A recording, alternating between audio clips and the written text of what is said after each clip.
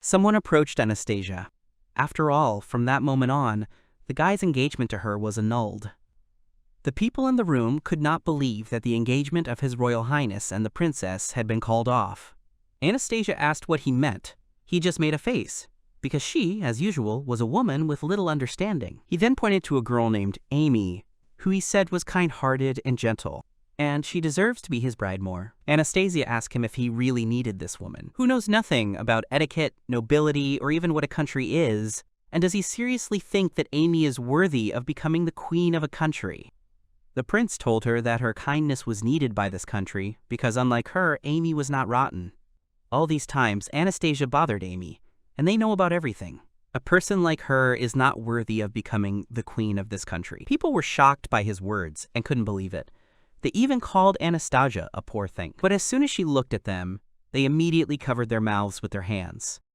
Anastasia understood everything and agreed that everything was as it was. Then she slowly removed her glove. She threw the glove in the prince's direction with fury. At that moment, he remembered everything and woke up. This is very unexpected, but the current situation is bad. Really bad. His name is Alan. He lives in Lorden, the capital of the kingdom of Centrare. He is just an 8-year-old boy. Although, what is not normal is that recently he remembered something like a past life. In his past life, there was a smartphone game called Magic Fantasy, Heart of Love, Racing School Life, and now he is in the world of this game. Basically, he was reincarnated into the dating sim world as a supporting character. Reminding of the bad situation, at this rate he and his mother, as well as all the people who live in this city, will all die. The continuation of his dream and the plot of the game looks like this. Anastasia, throwing down the gauntlet, demanded a duel with Amy, the prince, whose fiancée was Anastasia, applies to participate in the duel as Amy's confidant. There is no one who would challenge the prince instead of Anastasia, so, having no confidant, she is forced to fight the prince herself and eventually loses. Ashamed of her defeat, Anastasia decides to leave for the local monastery. On the way there, her carriage is attacked by robbers, and she disappears. Pretty bad plot so far, but it only gets worse from here on out. Firstly, the bandits who attacked her carriage were hired by the prince himself. Not to mention that this led to an imbalance of political power, which escalated into a civil war, right in the midst of this chaos. The neighboring Est Empire to the east declared war, exhausted by civil war. Their troops were trampled by the swift Imperial army, and their royal capital was razed to the ground. That's what Alan meant, that the current situation is bad, and he wanted to say it straight to your face. That there is no need to involve them, normal people, in their problematic messes. Suddenly, someone turned to him. It was a woman who asked why he was shouting in the morning. It was his mother. He apologized for it and said that he had a strange dream. His mother told him that breakfast was ready and he should get dressed and come down. Alan promised that he would protect his mother, and he is confident in this. And he really wanted to save the whole city, too. Even with the memory of his past life, he is still his mother's child. He's not going to run away with his mother and leave this city. He couldn't, even if he wanted to. This country lives on a feudal system, so there is no freedom to move to another city or town. Alan was going to turn the tables, change the villain Anastasia's conviction, and prevent a civil war. He decided to start with something that might be interesting to everyone. The first thing will be the state of this world. Just the other day, 8-year-old Prince Karlheinz announced his engagement to 8-year-old Anastasia to the public. If his understanding of the game's timeline is correct, he had about 8 years before his conviction and these turning points. He knows the scenario of the Otome game because of his older sister and his past life. Because his older sister ordered him to complete this game and collect all the event illustrations, but why didn't he just refuse? While it may be obvious why he wants to save his city and his mother, it may be interesting to know why he promised to save the villain. Suddenly, someone on the street shouted Anastasia's name. The people remembered that it was she who was engaged to the prince. Alan looked at the carriage that was passing next to him, and inside he saw Anastasia sitting. Suddenly, Anastasia looked out the window, and her gaze became fixated on Alan. He was going to definitely save her and all the people.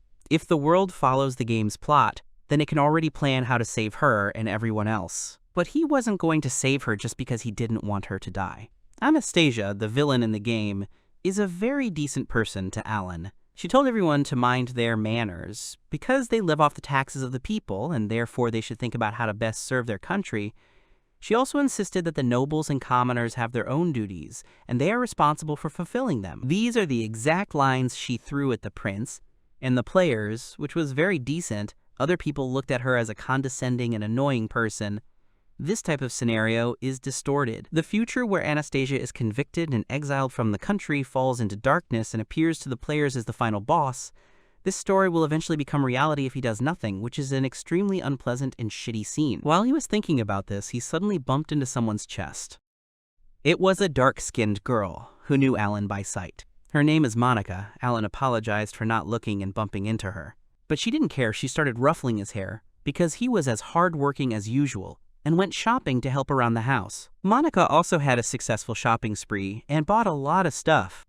All the people in the guild love good food and become noisy when the booze runs out, but she added that Alan should not become so mature too early and make sure he looks forward when he walks. Monica is a waitress at the Adventurers Guild Tavern, but every time they meet, Alan feels suffocated. Then he remembered something important. He ran after Monica and asked for an extra minute to ask her for something. Alan and his mother were standing inside the building. She was tense, and Alan was calming her down.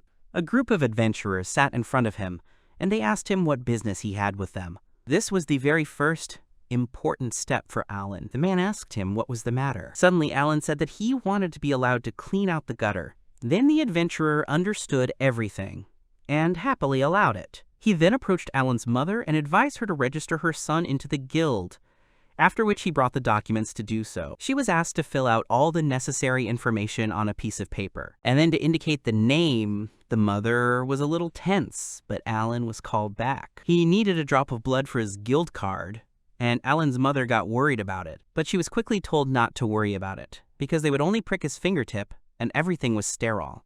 It was very gentlemanly of them, despite their menacing appearance. They pricked his finger and then dripped the blood onto the card. When the blood hit the card, it lit up and activated. Now everything was ready. They were also waiting for him a towel to wipe his finger, and they added that the main thing for him was not to lose the card. Alan understood everything as he looked at his map. This was the first step towards his goal, when suddenly someone hugged him from behind. It was Monica who congratulated him on joining the guild and wished him good luck, and she was sure that his mother was proud to have such a son. With tears in her eyes but a smile, she told him not to take on too much, and also wished him luck. He is going to rewrite history and save his mother and the city. To achieve this, he needs to do two things. The first is to make sure that this is really the world of that game. The second is to make a lot of money. First, the plan. In order to protect Mom and the city, the villain must be saved. In order to save the villain, the sentence script must be rewritten. In short, he has no choice but to introduce Anastasia to a duel against the Crown Prince and win. After 7 years, he will enter the Royal Academy. To do this, it will require a lot of money to enter. And now he doesn't have them, so he will work hard. Besides, he needs to make sure that this world is really from the game. He was told that since he wanted to work in the underground sewers, starting tomorrow, the smell there would be worse than in the gutter. But they would pay him double. Was he sure he would agree to that? He happily agreed to this, because this is what he was expecting. Of course he didn't agree. For the sake of double salary, there was another compelling reason why he wanted to get into the underground sewers, where ordinary people have no access. Here you can find the secret scroll. In the game, this event should only happen in 8 years. Amy and the others escape from the Imperial Guard through this sewer, and at the very end of it, they find the scroll in the tiny forgotten room. Basically, the situation is the same as in an anime game, and therefore, this is the best place to determine if he is in an anime game. He found the only wall with a depression, and there should also be a brick with a mark. When he pressed it, a door opened in that depression. He was curious about what this room was used for and began looking for the scroll. When he saw it on the pedestal, he wondered if there were any traps here. Unfortunately, he couldn't reach it because he was still a child, and short in stature, it was like a trap.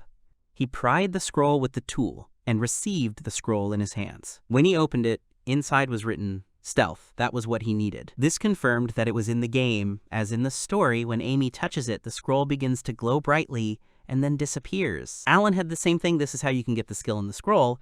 He then took out the adventurer card. He double-clicked on the guild card and swiped left. After the swing, the adventurer status was unlocked and stealth appeared in the list of skills. There was no more doubt this was definitely the world of an otome game. This means that if he does nothing, this world will follow the game's plot.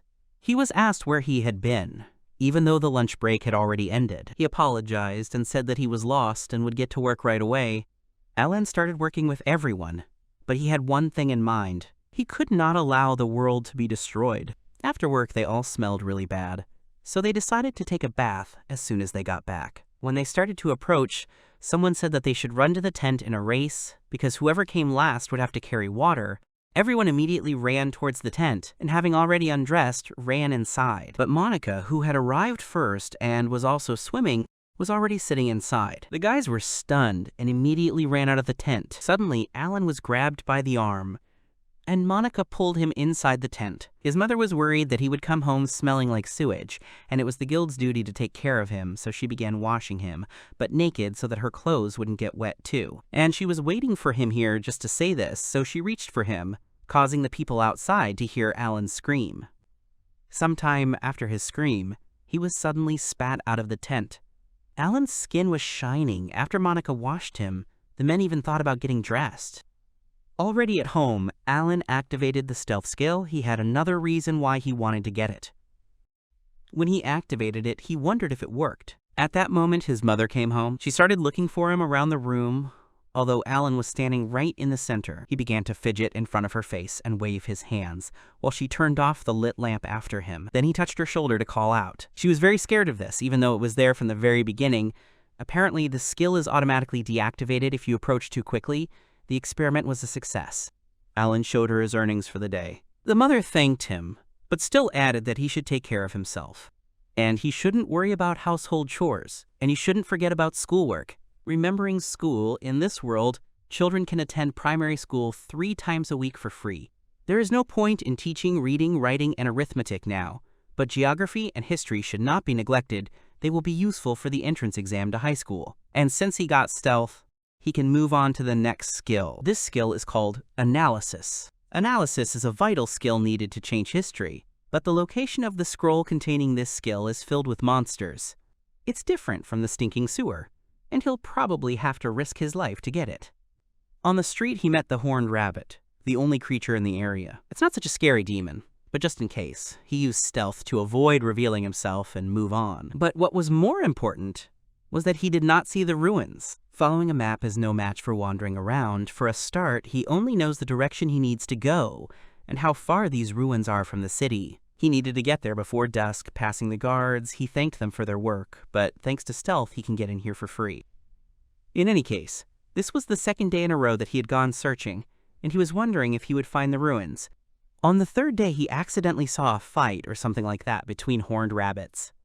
On the fourth day, a sudden downpour began. His mother noticed that he had been coming home late lately and asked if he really worked that much, to which he replied that it was not quite so and that everything was fine. The sewer workers also noticed that Alan was more tired than usual lately. On the 5th day of searching, he finally found those very ruins. Finally, all his hard work paid off. But now was not the time to rejoice, because he had to find the scroll of analysis as soon as possible. Suddenly, he noticed someone and quickly hid behind the rocks that lay nearby. Monsters appeared on the horizon, hanging around in large numbers. They were goblins, although there shouldn't be any such enemies in these ruins. He didn't expect that there would be so many goblins in these ruins. Everything was different in the game. If he hadn't used stealth, he would have been killed by now, but he thought that if the skill weakened over time, he began to think about what he should do. If the number of goblins increases, the situation will completely get out of control, and if someone gets hurt, then an assault team will be assembled, and then someone can take the scroll of analysis from the ruins. He began to think about why everything didn't go. According to plan, Alan began to calm himself down, taking a deep breath. The idea of starting over must be abandoned.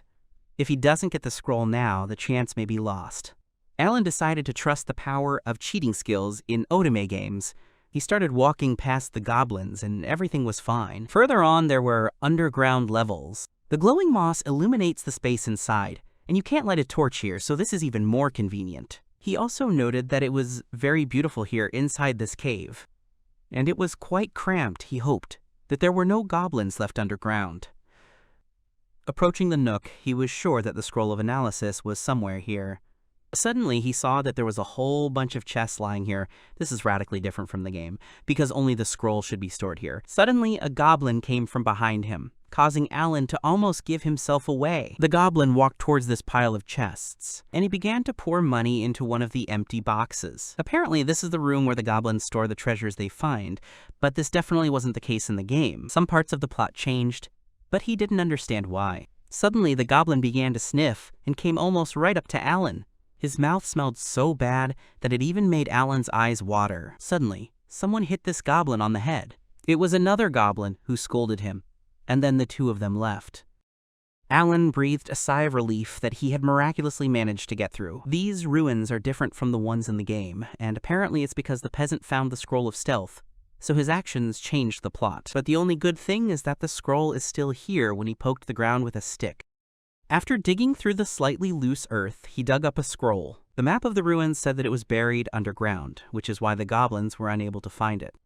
As he was leaving, he encountered goblins again, but he only waited near the wall. He finally got out of this mess alive.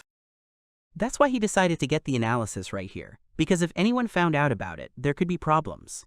By opening the status, he confirmed that the skill had been acquired. The analysis was received, and this was a very big step towards his goal, so he decided to go further. He cleaned the gutter with remarkable energy, and was even offered food as soon as he finished. 2 weeks later, he came to the guild in the morning and noticed that everyone around him was excited. He also saw the leader at the table signing some papers. He said that they had discovered a goblin nest in the ruins of an ancient labyrinth in the northeast, and if they didn't deal with it now, they would multiply and cause more damage, so they were currently assembling an assault force. Alan did the right thing by taking the scroll that day. It was buried, which means the goblins and the assault squad wouldn't have found it. Maybe only Amy could have found it. If so, they are following a different plot from the game. The leader said that if the goblins guarded the treasure, it would bring them great profit, but Alan was still too young for the task. Alan knew about this. He asked if the leader would go too, but he said that he would not go, because he had been retired for a long time. Alan then noted that he looked quite strong and healthy. Then the leader showed him his leg, which was missing. Instead of it, there was a prosthetic leg. During one of his missions, an orc's arrow hit him in the knee. The arrowhead was covered in poison. That's the story of his injury. He can still cope with routine and some exercises, but sparring with young guys is already a problem. But nevertheless, both leather and steel work magically together. One day, when his time comes to pick up a sword, he will still be able to teach him the basics. Alan was grateful to him in advance for this. By the way, the leader's name is Rudolph. He was asked to look at the map. This was the path to the ruins. We should send some scouts into this forest. Perhaps this is a good place for hunting. Even though he is retired and works at headquarters, he is still trusted. Alan is sure that he was an excellent adventurer. Well, today he was cleaning the gutters again. Now he has the analysis skill. The next target will be alchemy.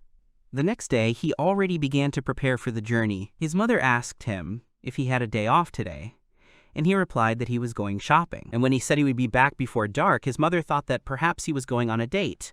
The alchemy scroll is a game item that can be purchased, but it costs 15 million cents, and he currently barely has 5,000. It is almost impossible to save up such an amount, so you can't do without donations. But he decided to think about it later. Besides the fact that this skill is cheating, since it is practically a donation, he thought about how he can earn enough money to buy an alchemy scroll. Traveling merchants had already set up their tents in this area, and this is where his new analysis skill would come in handy. Then he looked at the pile of jewelry at the merchants. He saw that there was an earring of power lying there, which was worth 300,000 cents. When he asked about it, the merchant said that it was the only one, and asked if he wanted to give it to his girlfriend. He replied that this was not the case, and that he was simply interested. The merchant told him that one merchant's wife had exchanged it for a loan, and could he imagine how upset the girl would be if he gave her only one earring? Alan decided to take it, to which the merchant again reminded him that there was no other one like it, which was very persistent on his part. He paid for his purchase with a guild card. The merchant wished him luck with the girl. Even though she never existed, his further plan was as follows: selling this earring to some adventurer or trader for half the estimated value. That is, for 150,000 cents. Although you will have to make some concessions. It is not often possible to conclude such a deal, but if you are lucky, you can make a lot of money. He decided to stick with this approach until he had accumulated 15 million cents. All he had to do was continue cleaning the gutter. Alan brought the gloves and earring to the guild. When Rudolph asked him why he had brought them, he replied that he wanted to sell them to someone and wanted to hear his opinion first. Rudolph asked where he got them from. He replied that they were for a bench for only 3,000. Then he understood everything and agreed to look. He began to examine the earring and then the gloves. He then decided to bring in an expert, which speaks to his experience. The expert was surprised that Alan brought the earring of power and the fireproof gloves, and confirmed that they were real. Then Rudolph told him that if he put them up for sale, he might become a target for some madmen, and suggested that the guild buy them at a fair price. He agreed. So he told the expert to take care of it. But he decided to warn Alan because he had just gotten lucky, and if he became greedy, nothing good would await him. Alan understood everything, but he had one more request. Then at that moment he asked for what he wanted. Rudolph kept telling him to hold the sword correctly, and that's how his training began. Alan couldn't slouch and stop simply swinging his sword. We need to chop more decisively, sharper and wider. He didn't become strong just by getting a sword. Weapons only grant strength if he knows how to use them, for example. If he had the strongest cursed sword that could cut through anything, would he become stronger? Rudolph asked. Alan then shook his head. Then he told him to remember one thing: no matter how powerful his weapon was, the only one who could use it was himself. He was only strong when he knew how to use the weapon, not when it used him, and therefore training should never be neglected. The old man was right. Alan had thought a lot about cheating with his skills, but if he wasn't good enough, he might lose the duel. Since he understood everything, Rudolph ordered him to run 100 laps around the training hall. Even though he was on a break, he needed to strengthen his body and strength, so he was told to quickly get up and run. As he started running, Rudolph egged him on to be even more diligent, otherwise he wouldn't be able to protect what he wanted, and once he was done, he would be in for another 100 sword swings. After a while he was already exhausted. The old man said that if he was so weak, he would not be able to withstand a fight even with horned rabbits, but they decided to finish for today. Rudolph was right again in that he wouldn't be able to protect what he wanted. If he didn't get through this period, he wouldn't be able to save either his mother or the villain. He just couldn't lose, so he kept training, bargaining, cleaning, and lifting. After 3 years, he finally raised 15 million cents. His mother called him to breakfast, and Alan, who was already 11 years old, was ready to go down. Mom asked where he was going. Alan replied that he was going to the market, but Mom was more surprised at how much he had grown. So he told him to come back before dark, because tomorrow they had an important day. He devoted all his time to training, school, and competitions. And now, after 2 years of hard work and dedication, he has finally achieved his goal of saving 15 million cents. And right now he's heading to a suspicious little shop in the basement of an alley in a not-so-prosperous area. The people here were scary, so he decided to use stealth to avoid being seen by anyone, so as not to get into trouble. Finally, he came to Rue's shop, so he turned off stealth. When he knocked, he was asked who was there. He used the analysis on the door, and a window opened in front of him. It was a password that was valid for another 7 hours. The password was this: "Today the rabbit hid in the eastern forest. Tomorrow we will move south, but first we need to satisfy our hunger." After that, the door handle clicked. When he went inside, he was met by a small shop with an old woman sitting in the center. She asked what he wanted to buy. Alan replied that he needed an alchemy scroll. She praised him for his good taste and choice and offered him for 14 million. The witch turned around and began to look for the scroll. While she was searching, Alan looked at the shelves and wondered what these things were for. She then found the scroll and placed the alchemy scroll on the table, and also added the goblin magic stones on the house. But Alan decided to use the analysis on this scroll. It was a very ordinary scroll. For 1,000 cents, the only difference was the name. It was marked as an alchemy scroll. Alan then said that it wasn't what he needed and asked if she was sure she had the scroll. The witch then smirked and praised him for passing the test and for his keen eye. This time, she pulled out a real alchemy scroll worth 13 million cents. Alan decided to pay with his guild card and asked her if she minded if he used it right now. She didn't mind. When he used it, the alchemy skill appeared in the status. She thanked him for the purchase and laughed evilly, which made Alan not particularly want to come back here again. Thus his years of hard work finally paid off. The cheat power of the alchemy skill will play a role in the further future. When he came home, his mother told him that he was late. She did say that tomorrow was an important day, and she told him to go to bed early today. Tomorrow was indeed an important day. He had his high school graduation exam. According to the school system of this world, children go to middle school at 12 and high school at 15. Basically, he was going to cheat. Thanks to his memories from his life. Using them, he He would pass his high school graduation exam at 11 years old since he skipped several grades at once. The royal capital has primary and secondary schools where anyone can study for free, although few people attend secondary schools as they mainly prepare for entering high school. In high school, they teach classical literature, advanced arithmetic, the names of the royal family and nobility, as well as their coats of arms, in addition to being told about local products, the international situation of each region, and finally, they are taught basic peasant etiquette. In short, here you can learn everything you need to know before getting involved in politics. From behind, Alan was called by the teacher who was about to conduct his final exam. As they walked, she asked him again his age. He was 11 years old. Graduating from high school at the age of 11 was something that had never happened before in the royal capital, which was a real miracle, she said, and wished him luck. But the difficulty of the exam here barely reached the level of knowledge of a Japanese elementary school student, for which Alan even felt a little ashamed. He was given a full 3 hours to complete the test, and it started when the teacher turned over the hourglass. The questions were along the lines of what are the names of the 3 dukes, the full name of the current king, or the full name of the current crown prince, and so on. The only thing that can help here is memorization. He doesn't even know what they look like, except for the crown prince, and besides, he's already finished with mathematics. The only thing that was relatively difficult was geography. He was not sure whether the region produced more wheat or iron ore, but their activities were more or less the same anywhere in the world. So he raised his hand and called the teacher, and then he said that he was finished, which left the teacher dumbfounded. After counting the hourglass, she said it was just over an hour, but Alan replied that since he was done, he didn't want to sit around for an extra 2 hours. She then asked him to double-check it just in case, because it was a very important exam, and so that he would not regret it later, but Alan refused this, although he appreciated her concern for him. Since the exam was over, she would tell him the results in a week, and Alan went home. A week later, someone called him from behind. It was the teacher who brought him the exam results. She told him that he had turned them in. Moreover, he got excellent grades in all subjects, which was very surprising, skipping several grades in 11 years. Alan had been a part of their school system since the beginning, and he had accomplished a great feat. Alan asked her to calm down. She apologized for what just came out. Then she decided to bring up the subject of his grade on his final exam. After all, she would be an impeccable recommendation for admission to high school, and asked if he wanted to study there.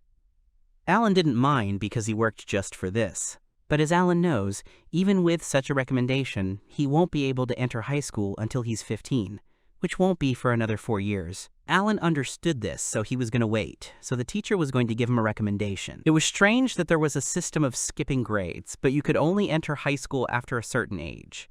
The teacher said that the system was designed to ensure progress in learning, however.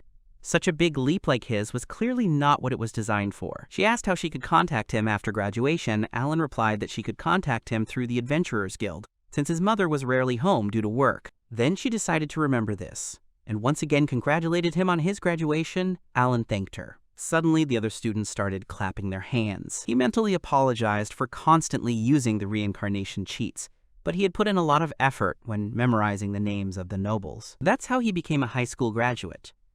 At home, a table full of food awaited him, which was a real feast with white bread.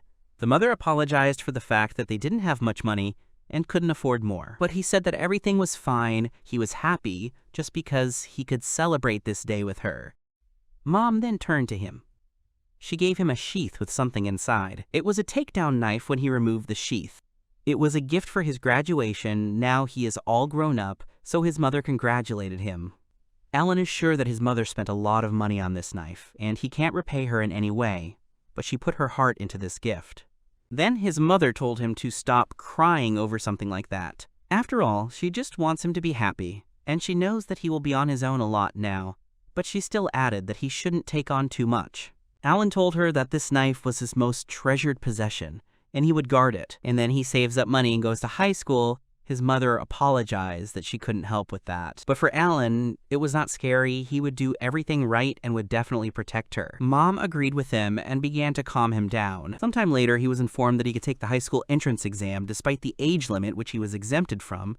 He turned 12 years old and also became an F-rank adventurer. There were 3 years left before the events of the game, and he was eagerly awaiting the moment to rewrite his cruel fate. Monica suddenly tried to hug him from behind. Only Alan managed to dodge her grasp. She noticed that he had come a long way and had already become an adventurer. The people from the guild also congratulated him, and since Alan was now an F rank, there was no one to clean the gutter again. Alan asked them not to treat him like a child. Even though he was 12, Alan still had a lot of growing to do, Rudolph said, so he couldn't relax, but he was confident that Alan could handle it. Considering he doesn't have the divine protection of swordsman or warrior, he's doing well and should keep it up. Divine protection is a kind of blessing from the gods here. It can increase skill in a certain area, or give a person special abilities. The heroine Amy has the divine protection of healing, which allows her to study restoration magic in depth. The Crown Prince is endowed with 2 divine protections. Fire and Hero, thanks to them, in difficult times, he receives enhancements in fencing and fire magic. In general, the protagonist class. Rudolph is distinguished by the divine protection of the swordsman. Although he is injured and can no longer fight, he has no equal in fencing. In other words, Alan doesn't have divine protection. It's rare for peasants to be blessed with such a thing, so he's not the only one. He just needs to overcome this shortcoming before he enters high school. After training, Alan asked what he needed to do to get E rank. Rudolph replied that he had only just reached F rank, so it was too early for him to think about it. But after 4 years of cleaning the gutter, he had gained some points, so he needed to complete 1 F-rank task to raise his rank. This task was to collect herbs, and hunting for horned rabbits. In principle, there should be no difficulties with either one. The main thing is that he needs to be careful. Alan has never left the city before, so he shouldn't underestimate the horned rabbits, because they can harm him. 2 whole days have passed since then. Herbs and magic stones of horned rabbits. That's what Alan brought and completed the task.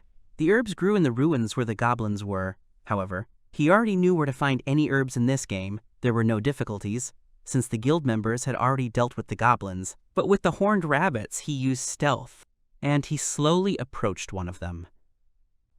Although he looked like a defenseless creature, he was still a pest, destroying fields. Rudolph congratulated him on his promotion to E rank. To deal with the horned rabbits, he used a knife given to him by his mother. He was glad that he found it useful so soon, so he was grateful to his mother. Now he is an E-rank adventurer. He has access to free movement between cities, as well as long expeditions that require transportation. He began to think about divine protection, which the peasants did not have.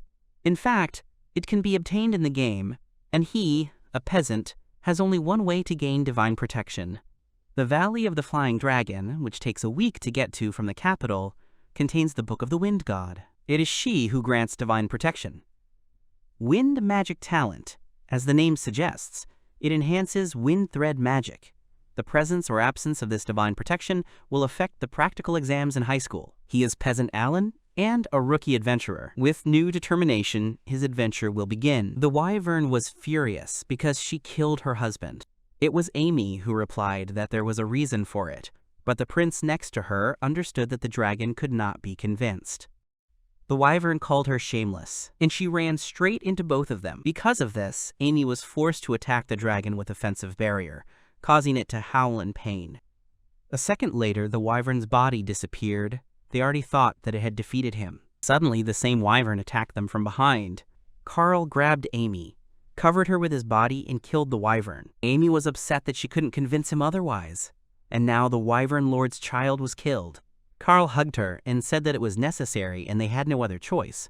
The system announced that Amy had defeated the Wyvern Lord, received the King of the Wind God, and Carl's sympathy increased by 300, and a new status was received with him, Destined Partner. This is what it is like. A magical fantasy, the thrill of school love. In the game, the Book of the God of Winds is received during this event. And in general, when someone suddenly breaks into their house, kills them, and steals things, it's literally a robbery that received sympathy from the Wyvern Lord. Alan doesn't think that he is the only one who didn't believe Amy's tears after she killed his wife and child. Alan paid for the trip and was warned that there was dangerous territory ahead. Now that the game is out of his way, he heads to the Valley of the Flying Dragon to get the Book of the Wind God. Just like Amy, he prepared himself in Friesen, the village closest to the valley, and he would have to undertake a day-long mountain ascent. It is said that there are fierce demons hiding in the depths of the mountain, and he was interested, of course, in learning more about them, but he wanted to avoid unnecessary battles, so he uses stealth to pass through the mountains. As he walked, he became very tired from the hike, and thought that he needed to prepare for the climb into the mountains. Suddenly, a wyvern flew over his head, and in the distance he saw a flock of wyverns flying over the mountains. What was very incredible was that this was the Valley of the Flying Dragon. A subspecies of dragons are wyverns. The main difference between a dragon and a wyvern is that the former can breathe fire and roar, but the latter cannot do this. In general, wyverns are the same demons, but weaker than dragons. Now was not the time to gape, so he decided to set up camp before sunset and found a good spot. Using alchemy, the ground in front of him began to change. Alchemy is the art of creation. In the game, it was used to craft and enhance weapons, armor, and potions using magic stones. Having pumped the skill to the maximum, you can build carts and huge forts. In the last battle, you can even create a magic item that temporarily weakens Anastasia, the final boss enslaved by darkness. It was so easy to build a small semi-basement camp with the help of alchemy. This skill was definitely worth 14 million and 3 years of hard work. Holding his knife in his hands, he said goodnight and went to bed. The next day, he returned everything to its original state, and now he was going to the Temple of the Winds. In the game, the wyverns attacked anyone who came near them, sucking out their strength, but thanks to stealth, he moves forward with confidence. Finally, he reached the steps that led up to the Temple of the Winds. As he was climbing up, he saw something. He saw a huge creature in the center. It was the Black Wyvern Thief, the father of the dragon family.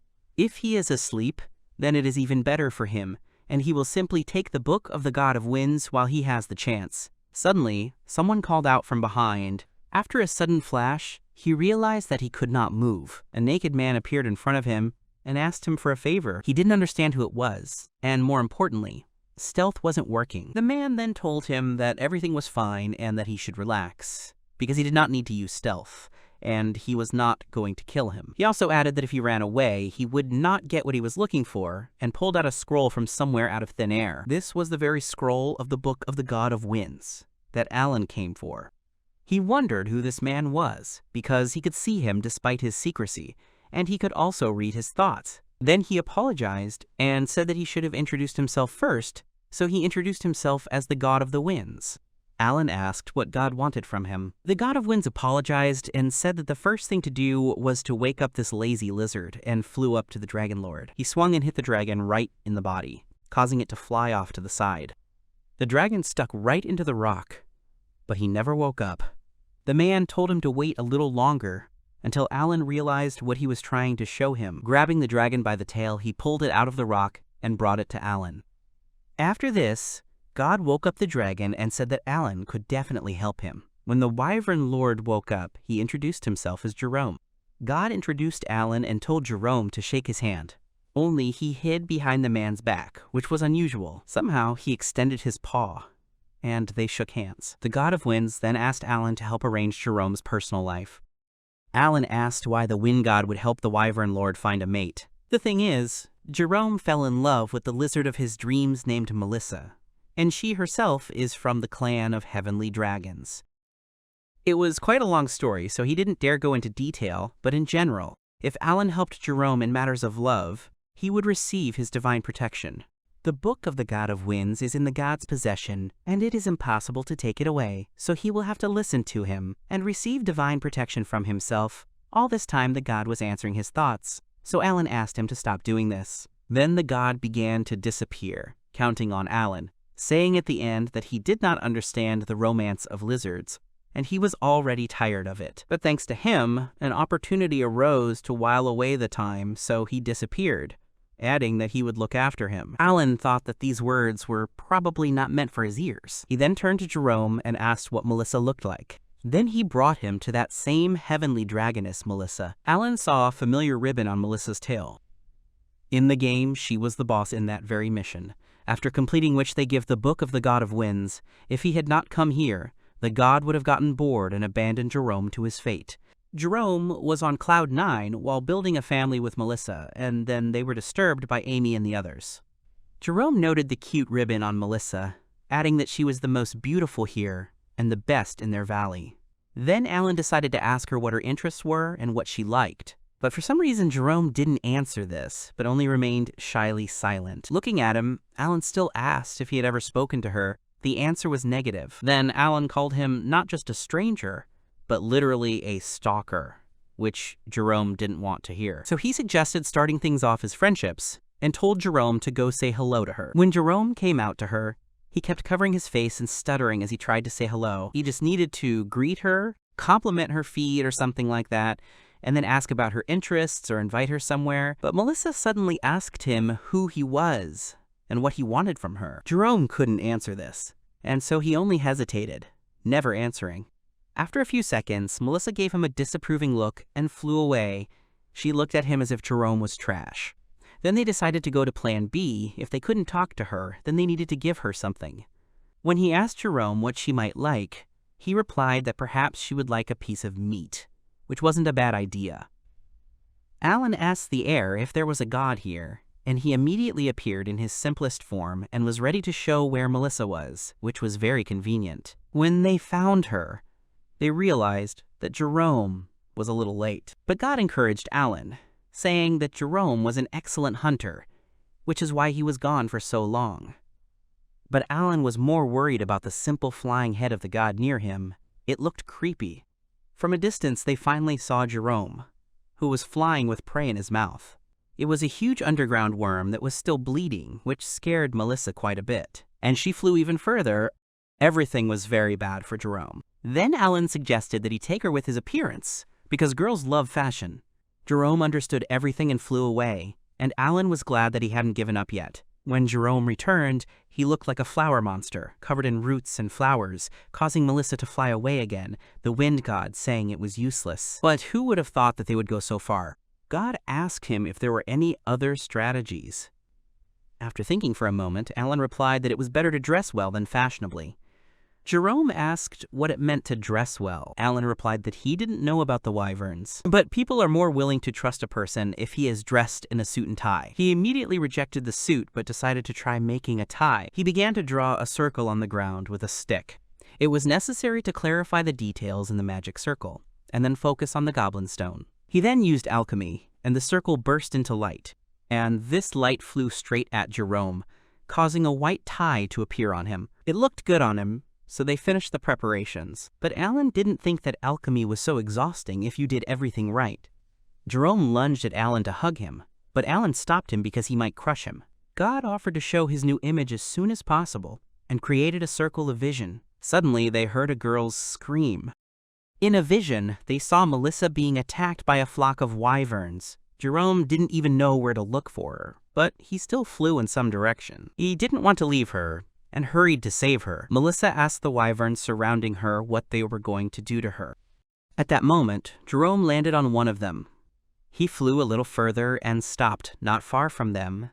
As he started to stand up, he looked at them and told them to move away from Melissa. She recognized him, but the wyverns growled and attacked him. They began to beat Jerome from all sides while he was lying down. But despite this, he shouted at Melissa to run while they were distracted. When one of the wyverns looked at her, she immediately flew into the air. He was about to chase after her, when suddenly something stopped him. It was Jerome who grabbed him by the tail, preventing him from flying. He began to fight them off and gradually got back on his feet. Suddenly he saw that they started flying in her direction, and he flew after them. They began to fight in the air while Melissa watched them. She was surprised that he came to her aid, when suddenly the head of a god appeared next to her. Melissa was scared of him, which the god thought was a bit rude, but Alan warned them that more wyverns were approaching. Taking a deep breath, the god of the winds blew on them, and the wyverns immediately lost their balance and fell down, which was expected from the god. He was good. When Melissa asked what kind of people they were, Alan replied that they were Jerome's friends, and she was told that Jerome had flown to her aid, and besides, he had already managed to deal with all the wyverns. Suddenly he began to fall down, apparently exhausted, but before Alan and God could react, Melissa flew at him. She grabbed him, and the two of them landed on the ground. When Jerome woke up, he saw that he was lying right on top of Melissa. He was in shock. When he realized everything, Melissa kicked him back so that he finally got off her. Jerome quickly apologized when he realized his tail was being held by something. It was Melissa's tail, and she blushed as she thanked him for saving her. Then, adding that he was cool, she kissed him on the cheek. Jerome couldn't stand it, and he instantly fell to the ground unconscious. Alan believes that he was able to fulfill the request of the god of winds and help Jerome, although he, in fact, did nothing.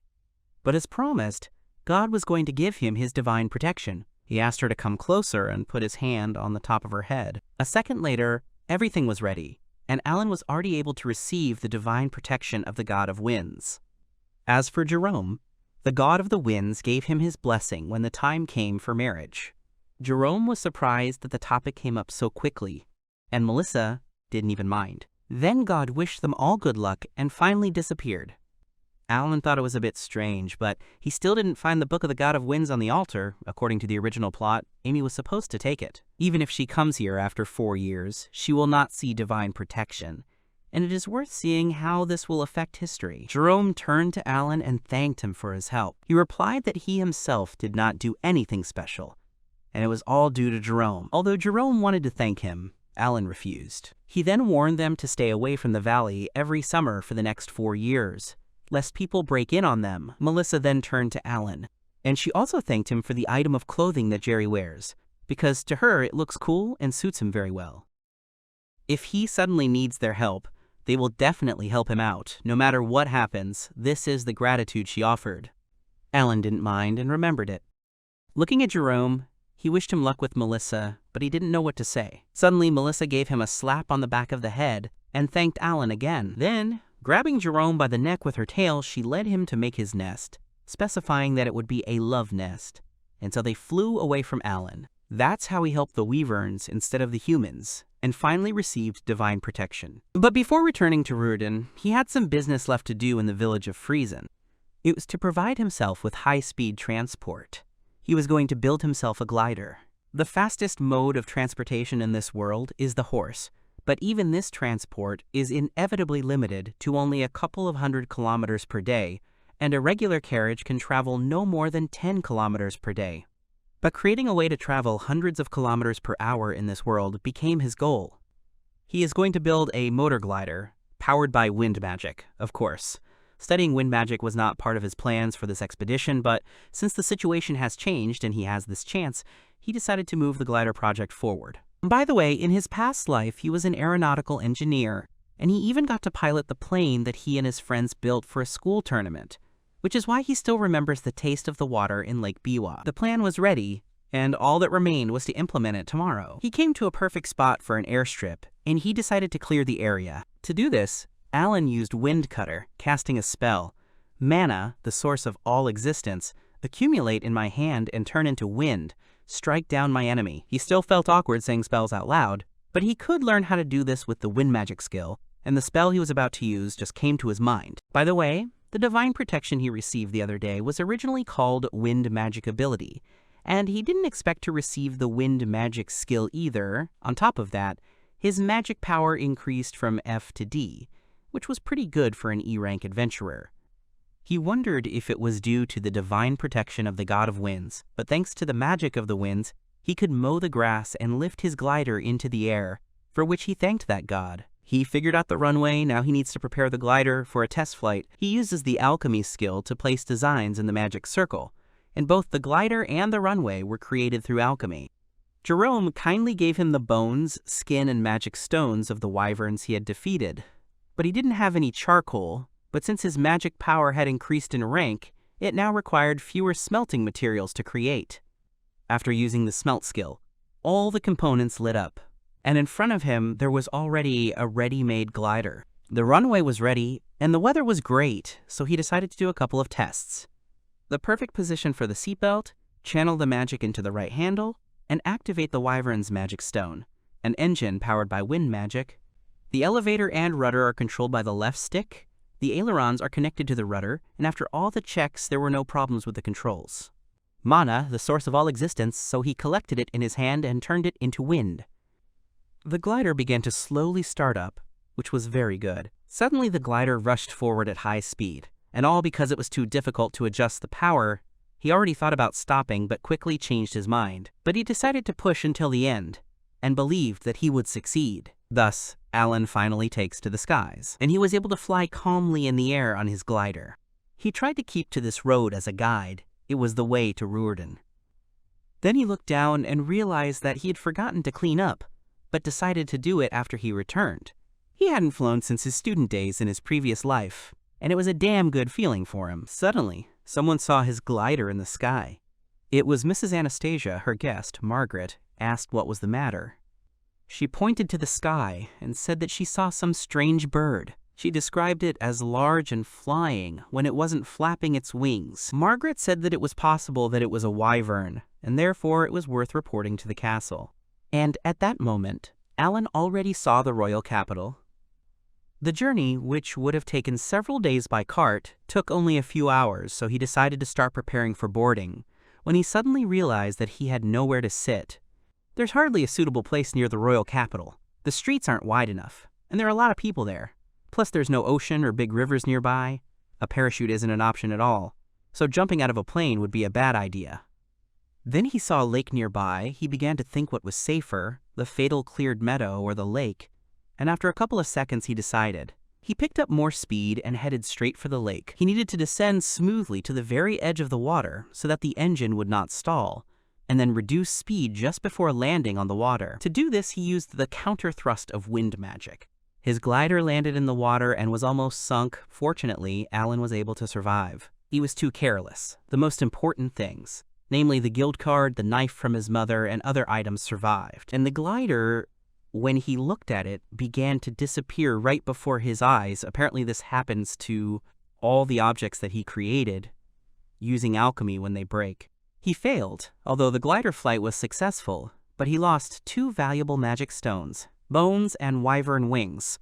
When he came back, Rudolph greeted him, noticed that his clothes were soaking wet, and asked what he had been doing. He didn't answer directly, but only said that he screwed up a little and fell into the water, so he wanted to take a hot shower in the guild. Rudolph understood everything, and told him to be careful.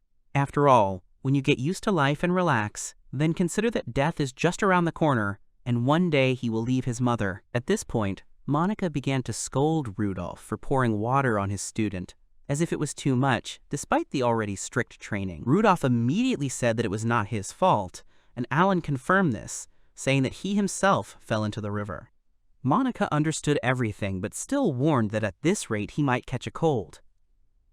So under this pretext, she wanted to grab him and take a bath together, but he dodged her grab and said that he would borrow hot water. Monica was unhappy with this. Even though he was already 12 years old, it didn't bother her at all. In the world of this game, there is a shower with magic tools. Personal hygiene here is much more developed than in the real Middle Ages, which was quite useful. He has a change of clothes in the guild. He will sell what he brought from Friesen and go home. And so his first expedition ended. He had a lot of things to think about. A series of events during the journey to Ruerden, and he also failed as an engineer. There was no landing site, no spare parachute, and the unscheduled takeoff led to an emergency landing on the lake, and the worst thing was that he had to turn back. The glider was originally supposed to be finished after his return to the royal capital. In his past life, he would never have done such a stupid thing, but after thinking about it all, he came to a conclusion. His way of thinking has degenerated to the level of a child. He thinks that in his past life he had the same childhood, a child's brain in a child's body. He is just a simple boy. From now on, he will have to constantly remind himself of the need to be careful. As for the gliders, he realized something. There were no errors in the design, but there were quite a few in the controls. He's not sure he's really that good at it, though, at least in glider piloting, it's impossible to multitask. Technically, if the motor glider was similar to the previous one, it would still be able to fly. But he needed an aircraft that would take off vertically and that did not require a runway. He wanted to build a VTOL aircraft. At least 2, and preferably 4, engine powers must be controlled simultaneously. This is currently impossible, but this is where the already familiar cheating items come to the rescue. Scroll of multiple spells. Its name alone speaks of its power. There is nothing to explain here. The whole essence is described in the name. Getting a scroll of multiple spells isn't that easy, but he can figure it out, so he decided to make preparations. After getting dressed, he used smelt. He created an improved version of the first glider, although it is not a VTOL, but still. He designed it specifically for this mission. Having sat in it, he pulled the steering wheel and began to slowly accelerate, and only then take off.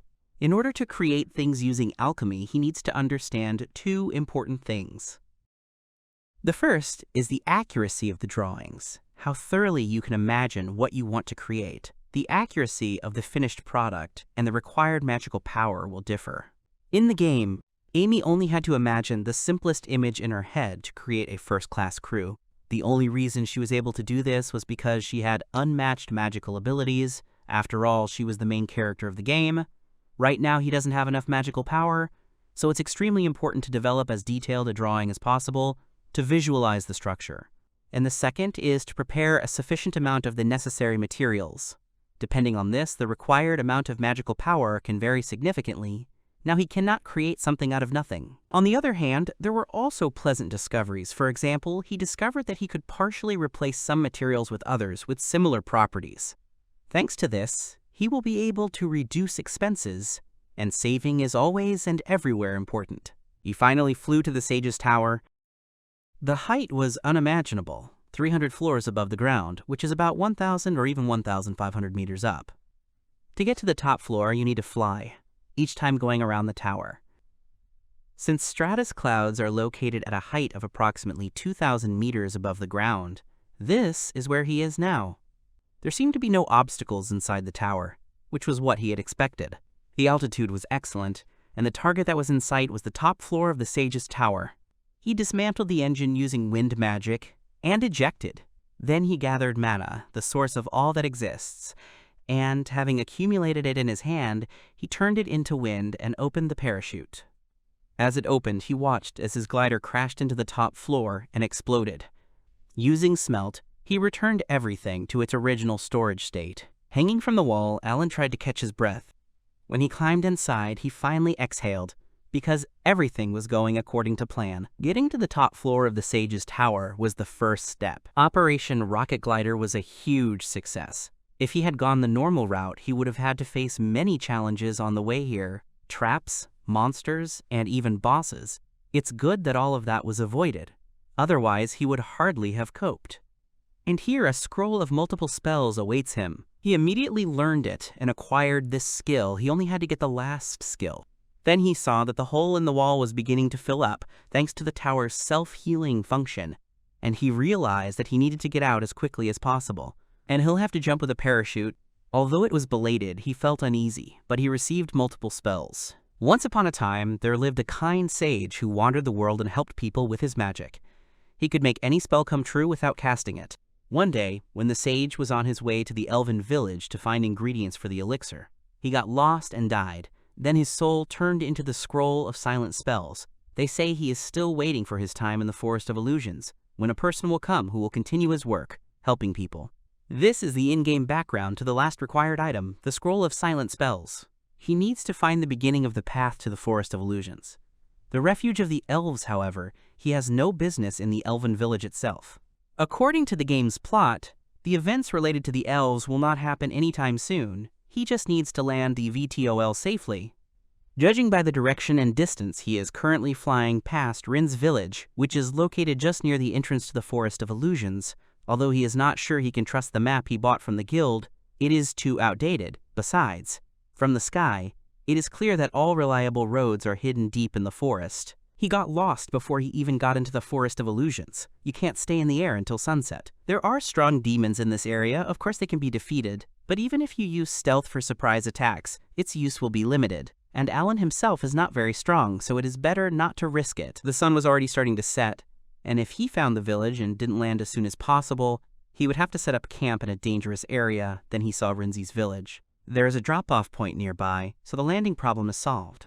He activated the vertical engine, and then he activated the altitude control engines on the wings. When he landed, he was very tired. Using 4 spells at the same time means that 4 times more magical power is required, not to mention fatigue. He decided to make a bunker to hide the plane and go to the village. Suddenly, something hit him in the back of the head, and before he knew it, he was surrounded and told not to move. Once inside the building, he was tied up and asked if he was human. Alan confirmed this. Then, they asked him what he was doing in their village. Alan replied that he was simply lost and trying to get to the human village, when suddenly one of the guards pressed right on his neck. But when the lady raised her hand, the guard loosened his grip, and then she added that their village was protected by spirits. People and demons cannot leave the forest, and she asked how he managed to do this. When Alan replied that he had come down from the sky, she asked if he had come from that strange transport. The guard said that it was impossible because he didn't sense any magic from Alan at all, to which she agreed. She also did not sense enough magic for him to withstand the flight through the forest of illusions. Alan was a bit reluctant to reveal all his cards, but he thought he had no other choice since he was dealing with elves who were hostile to humans, so he said he had the divine protection of the god of winds, which surprised the lady. She then exhaled, saying that God had not abandoned them after all. Alan felt that this conversation would lead to nothing good. When he confirmed that he had divine protection, the lady immediately apologized for her rudeness and impatience. And then she asked him to save their village. This meant that the event related to the village had begun. She said that they have problems with an evil spirit in the Forest of Illusion. Recently, it gradually began to approach their village, and the elves could not scare it away.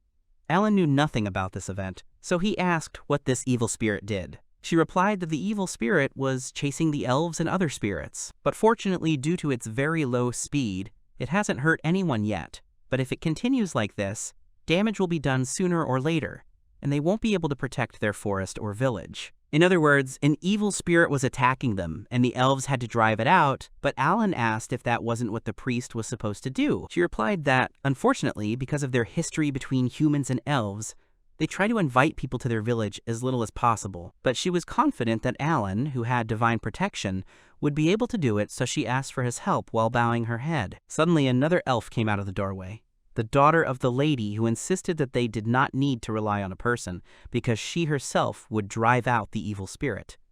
Alan recognized this girl from the game. She was the princess of the elf village. Her name is Sherry, but her mother asked her to leave because she was talking to a client. Suddenly, one of the subordinates came and reported that an evil spirit had arrived. He was in the central square, so Sherry immediately ran there. Then Alan decided to follow her and look at the spirit. The elves rang the bells, and all the guards ran to the central square. And when Alan came there, he saw an old man in a cloak and with a staff who didn't look very good.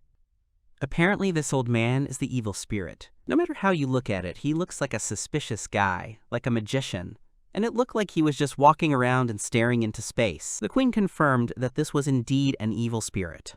Alan asked if she was sure that this suspicious man was the evil spirit. Then she asked if that was really how he saw the black fog. Alan realized that he saw a little differently than the elves, so he asked her to describe what she saw. She replied that they saw a large black mass, similar to fog, chasing the spirits, although Alan simply saw a man in a robe. Then she offered to lend him some of her power so that he could see the spirits. And when he began to see them, the picture became even more problematic than before. Sherry shouted at the evil spirit to get ready because she was going to kill him with arrows. Even if the princess didn't see him as a person, he still wasn't sure it would work on him. And that's exactly how it turned out. The arrow that flew at him simply bounced off his head. Sherry was told to step aside and leave everything to the guards, and Alan stood and wondered who this suspicious man was, because he really didn't look good and didn't show any reaction. To begin with, he decided to try to talk to him and approached him, addressing. Then he suddenly said that he was a middle-aged virgin, which left Alan stunned. When he asked again, he replied that it was not really so, and in general he has a great name. Laryngus, that's what his parents called him. A suspicious middle-aged man, Laryngus, was chasing a little girl who looked exactly like the one he asked him what he was doing. He was glad that Alan asked him, because he wanted to meet the spirits of the Elven village. This spirit is already 1,000 years old, but she is still in the body of a little girl. In other words, she is a legal lolly, he said. Then Alan began to think what to do, because this guy was just a pervert. The elves saw Alan talking to the Black Clot and were amazed by it. He noticed how they placed their hopes in him. Alan asked the man to leave, calling him a dirty pedophile, to which he was outraged that he was called a pervert. He then added that he was admiring, not touching, although Alan definitely saw him trying to grope her. He would never touch perfume, even for a split second. Then Alan asked him to stop chasing her, because the guy scared the hell out of her, which left him in shock. When he looked at the spirit, he saw her hiding behind the elf and shaking in fear. He couldn't believe he was scaring away spirits. So he fell on his knees. Being a gentleman, Alan advised him to leave, but he refused because he needed to get to the Elven village. Only when Alan said what was in it, the man froze. And then he was happy, because now he could make the elixir, and he also wanted to see the Elf Queen. When Alan pointed at her, He immediately started walking towards her, but was stopped by the first one, and he said that the elves think that he is an evil spirit because of his evil thoughts, because they see him as a large black fog. Then the man asked Alan to bring the petals of the spirit tree and elven honey to prepare the elixir. Alan asked if he would leave when he got them. When the man confirmed that he would leave, Alan turned to the queen, and he conveyed to them the message that if they gave the evil spirit the petals of the spirit tree and elven honey, he would go away. Then the queen ordered her elves to bring the petals and honey that the evil spirit had requested. When they brought him everything he needed, he confirmed their taste, so now he should leave. He was immensely grateful to Alan, and he would never forget it. With these words he left. Alan asked if they were okay. The elves immediately surrounded him and thanked him for his help, as this was expected from a divine child, the protege of the god of the winds. Sherry chuckled and also praised him, albeit with a little sarcasm, because she is a tsundere. He was allowed to spend the night in their village. Already inside the village, he began to take a bath, or rather sit in the hot springs, which was surprising his presence in the elven village. Today's event was new to him. He thought he had seen everything, but apparently he was wrong. Then one of the elf guys came up to him and asked his permission to rub his back. Apparently the queen or princess sent him. This is an otome game. After the sources, he went to wash up. Then he heard some noise in the distance. Coming out to the center of the village, he realized that there were quite a lot of people walking around there. When he saw the queen, he asked what was going on. She joyfully announced that the spirit of light had descended upon them, and she pointed to the girl playing with the spirit. It was the spirit of light that was playing with Malayla, the little girl. It has been 800 years since the spirit of light was born. Perhaps a new saint has appeared in the human world, the queen added. He was familiar with the event known as the birth of the spirit of light, but in the game it happened the day after Amy saved the elven village from the demons, and that would only happen a few years later, and the saint probably meant Amy herself, but he didn't remember such an event. He tried to understand what was going on here, as Her Majesty said that the spirit of light was heading here. The spirit, when she came closer, said that Alan saved her yesterday. After all, thanks to him, she was able to prepare the elixir and become a spirit. Alan immediately recognized her voice and could not believe that he was the same evil spirit from yesterday. If you want to understand Lolis, you have to become a Loli yourself, she said. Thanks to Alan's help, she now knows what it's like. Alan asked if she was really Laringus. She replied that not anymore, because she had signed a contract with Millie, and now her name was Lou, not Laringus. He turned to Her Majesty and said that the Spirit of Light had made a contract with Malayla.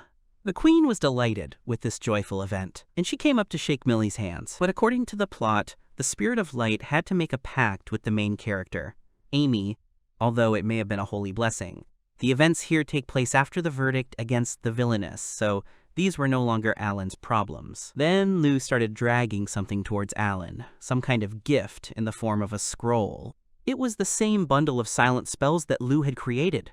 She is infinitely grateful to him, because she devoted her whole life to studying the art of Loli, and only thanks to him, she was able to become one. So she gives it to him as a token of gratitude. He actually wanted to give it to his lowly daughter, but she never got the chance. And besides, she doesn't need it anymore. Alan did her a favor, so it's his. Using analysis, he realized that this scroll was genuine. As a result, after saving the Elven village from a dirty pedophile, he received a skill from that same pervert, and he didn't know what to do with these mixed feelings now. Later, after collecting his things, he thanked the Queen for her help. Sherry tapped on the glider and wondered if this vehicle could really fly.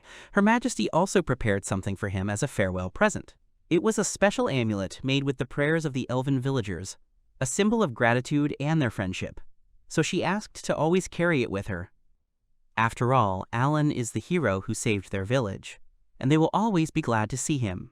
When Alan got into the glider, he asked everyone to move away because it could be dangerous. Then Alan took off vertically in his glider a couple of minutes later. To the surprise of the villagers, Alan said that he would definitely return to visit them. That's how he got the silent spells skill, and began to return to Rurdine. Now, with the silent spells, the first phase of his plan to change history is complete, so it's time to move on to the second. He has acquired all the necessary skills, and he also has the money to enter high school. All that remains is to increase his strength, in other words, his level. He just needs enough strength to win a duel. And to increase his level, he needs to train well and then defeat his enemy. He heard that an enemy could be either a demon or a human. He was not going to become a criminal, Alan was asked in the guild if he had finally managed to defeat the first goblin. They praised him for his achievement, but told him to be careful. One of the very drunks also told him to be more careful, although this drunkard was the one who needed to be more careful.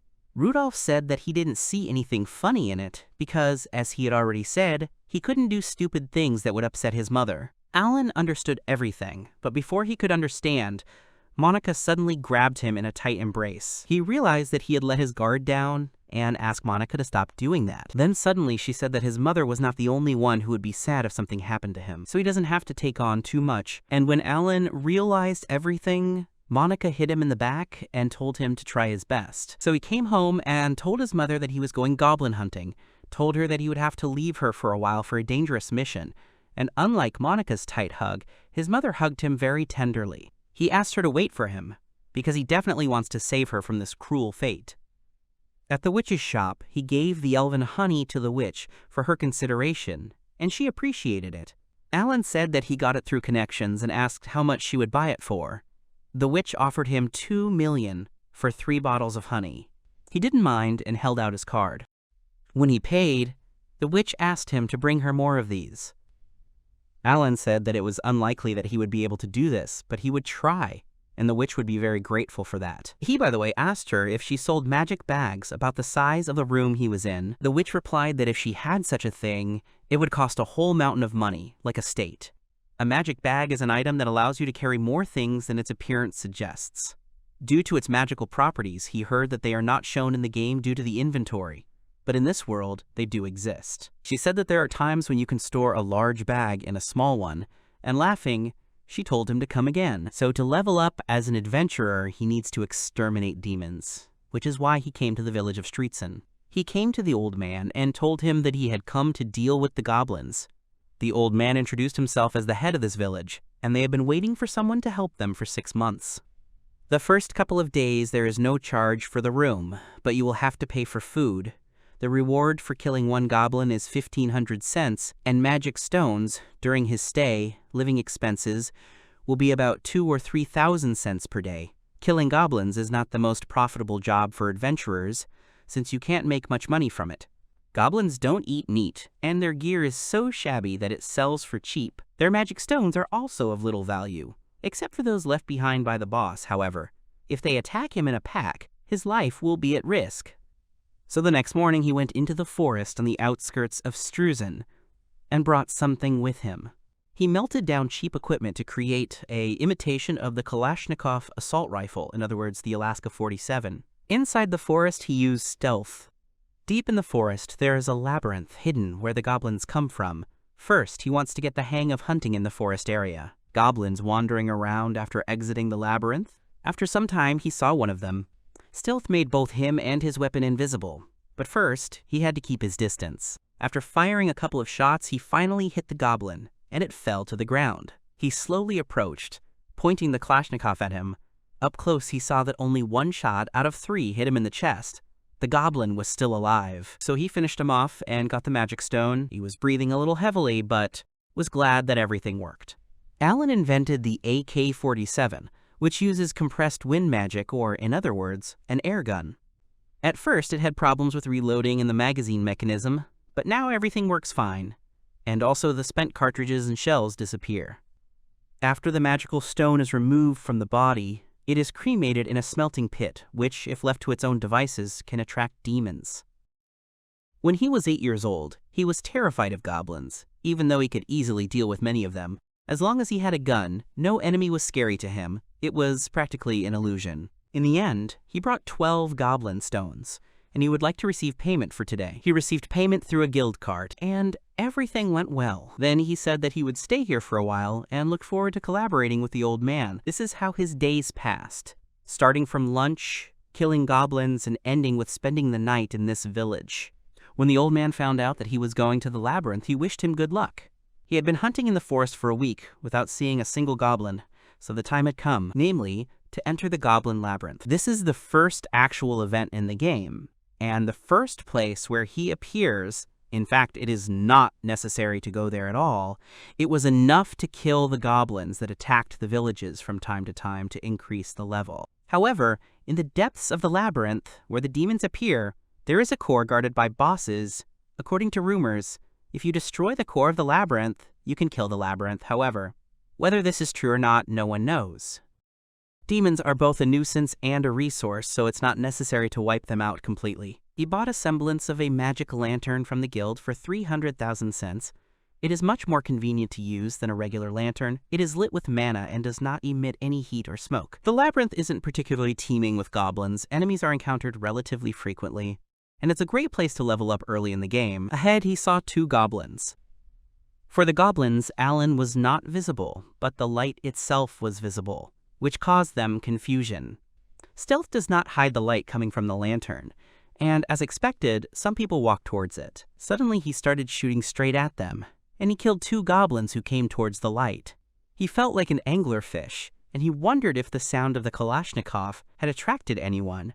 It would have been easier if he had the opportunity to set up an ambush. Alan remembers the layout of the labyrinth because he's cleared it so many times that it makes him sick. There are no rewards or treasures here, so his goal is to get to the boss room as quickly as possible. The lower level of the labyrinth is on the 5th floor in the basement. Here the bosses guard the room with the core. He then switched from stealth-oriented ammo to power bullets, and carried only the bare essentials. The boss fight consists of 2 hobgoblins, 2 goblin mages, and of course the Goblin King, the boss himself. First he emptied all his ammo into the goblin mages. On the right, first of all, he needed to deal with the most problematic enemies, so he shot them without any hesitation. There are already 2 bodies, so he recharged. He used wind magic with smoke screens of molten sand. The sound of the machine gun removes the stealth effect, and while the enemies are disoriented, he slips away and activates stealth again. When he did this, he continued shooting at them from another location. All the minions were defeated, and only 1 boss remained, who began to roar in rage. But Alan didn't stop shooting at him. He swung and hit the ground. Alan was able to dodge his blow. Even though he's practiced the game, this boss is still a tough nut to crack. But he prepared a weapon for a counterattack and took out a pouch. When the boss turned around, the very same bag that he shot through the air was flying at him. The contents that fell on the Goblin King irritated his eyes, causing them to water. And when the boss took off his helmet to wipe his eyes, Alan was already standing behind him and shot him in the head. The strategy used in the game worked. The blinding water bombs with a pepper work wonders. The boss was still moving. Even after so many bullets, his vitality was enviable. Just in case, he used Wind Cutter several times. And collecting all the magic stones will be quite a challenge. Finally, he arrived at the last room. There is a core of the labyrinth here. They say that if you destroy it, the labyrinth will die. And after touching the core, he was returned to the entrance to the labyrinth. In other words, this is the strategy for clearing the goblin labyrinth. The members in the guild were amazed that Alan was able to clear the goblin labyrinth by himself. Moreover, he killed a total of 138 goblins, which should definitely keep the village of Struzen safe from goblins for some time. Rudolph praised him for this. The teacher rarely praised him after assignments. He was both happy and ashamed at the same time. So he went to sell the magic stones, and then home, and said goodbye. At that moment, Monica arrived, wanting Alan to bury his face in her chest. But Alan had already left, so she would like it to happen tomorrow. The guild bought the Goblin King's magic stone from him, and he was also supposed to get the dungeon clearing achievement. Now that he had leveled up and had some money, it was time to move on to the next step. But first, there was something he wanted to do. Arriving at the guild the next day, he asked Rudolph to find a new home for his mother. When Alan came home, his mother immediately hugged him. She was very worried about his well-being, but fortunately, Alan was fine, and he also shared that he had been in the Goblin Labyrinth and asked how she was doing. She replied that everything was fine with her too, even when he was not around. Then she remembered something and started chatting with him about the latest news. It was a simple but important conversation between parent and child, and it warmed Alan's heart. He couldn't allow evil fate to take his mother away from him. His mother told him that he could continue to live here on his own earnings, and that she did not expect him to take care of everything. But Alan doesn't mean that at all. Adventurers have a lot of things. There's not much space to put them away here, and besides, he doesn't think that living separately is a waste of money, which is why he wants to move out. It's true he needs a place to store supplies, but more than anything, he just wants to make his mom's life better. It would be nice if she moved in with him, he told her, and he would like her to live with them and help with the housework. Suddenly, she put her hands on his and turned to him. All she wants is for Alan to be happy, and she understands that, and since he has the day off, she offered to look for a new home together. Then Rudolph realized why he brought his mother to the guild. The mother asked if Alan was doing well and if he was causing trouble. She was told that Alan was making great progress, and by the way, her mother's name was Katarina, which is how she introduced herself to Rudolph. Rudolph shook her hand. He hadn't seen her since the day Alan joined the guild. He was glad to meet her. He added that Alan is their most promising rookie, with an impeccable record of working hard almost every day for 4 years. Many people want to invite Alan to their squad as soon as he gets the new D rank. It seemed like it was time to remember about the squads, Alan thought. Now he was not considered as a member due to the E rank, which offered a small number of assignments, but at D rank there were no restrictions. And if he was invited to the squad, he would have other plans, but he decided to think about it later, when he raised his rank, so he turned to Rudolph and brought up the topic of moving. Rudolph told him that the guild was not a real estate agent. Even if he had found a couple of houses for him, they were all intended for adventurers and did not have sufficient public safety, and he doesn't think it would be a good place for a mother and child. Alan then asked to be introduced to a real estate agent. But this is a kind of death sentence, but Alan cannot afford to make mistakes in choosing a new home. At that moment, Monica arrived, having learned that Alan was going to move. She greeted Katarina very politely, which was very different from her usual behavior when Alan was working. Monica asked Alan if he was looking for a place to live, and he replied that since he was now earning money, he and his mother were thinking about moving to a bigger house. In that case, Monica suggested going to her house. Alan was surprised by this proposal. Katarina asked what she meant. Her father is a manager of an apartment building, and she can show you an apartment that would be perfect for Alan and his mother. Rudolph said that Monica would be the safest place. The rent was $100,000. Even rundown apartments are now renting out for 60 or 70 grand, so the deal could be pretty good. So Alan agreed to take a look. It wasn't far from here, so they could leave right away. But first, Katarina wanted to greet the guild members and stepped away. At that moment, Monica walked up and addressed Alan, and she asked him what he was thinking when she asked him about coming to her house, because the reaction Monica saw from Alan was quite interesting. He replied that it was strange, but guessed that she was just trying to tease him. Monica giggled at this answer and left. The guild is a 5-minute walk away, and the city center is also nearby. The place is wonderful. Life is easy and convenient. They arrived at the place. The only free apartment is on the top floor, on the 4th. Few people are interested in her because of the amount of walking up and down, but it's even easier for both of them because they now live on the 5th floor. The apartment was quite large and spacious. This was the first room. There are 2 more large and medium rooms in the back, and one upstairs. There was even a bathroom and toilet. Katarina couldn't believe it. From here, even the castle was clearly visible. There is very little left. Katarina couldn't believe that Monica was only charging $100,000 for such a great apartment. But she didn't mind, because Alan was a promising adventurer, and in her opinion, it was worth the investment. Alan didn't understand what she meant, but she didn't want to talk about it. But since Alan's mother likes it here, they will take him. Monica will make sure that Alan repays her when he becomes a great man. When he asked what that meant, she replied that it was none of his business. And just like that, their search for a new home ended with the first option, which was very quick. Rudolph asked him how everything went, and he replied that they had decided to stay with Monica after all. It turns out that their new apartment is even better than their current house. "Worked so hard and also provided my mother with a good place to live," one of the guys said, and asked when they were moving. Alan replied that they would slowly move things in rather than move there right away. "I told him not to drag this out and to do it right now." So the guy told everyone out loud that their Alan and his mom were moving to a new house and offered to help with the move. Alan asked Jared to stop doing this, because everyone has a lot of their own worries. But he replied that Alan should shut up and just let them help. Even though he doesn't even have a job, Jared just sits around the guild and cleans the gutter. Monica said that since they wanted to help, they should allow it, because Alan was already considered a son for the guilds.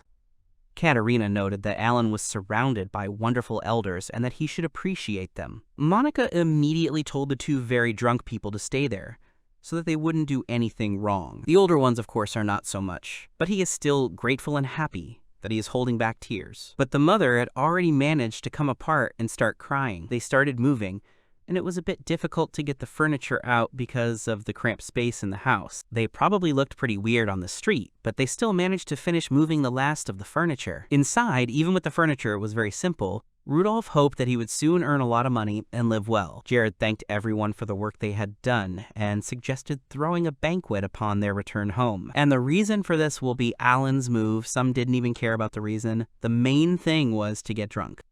Already at the banquet, Katarina thanked all the adventurers for their help.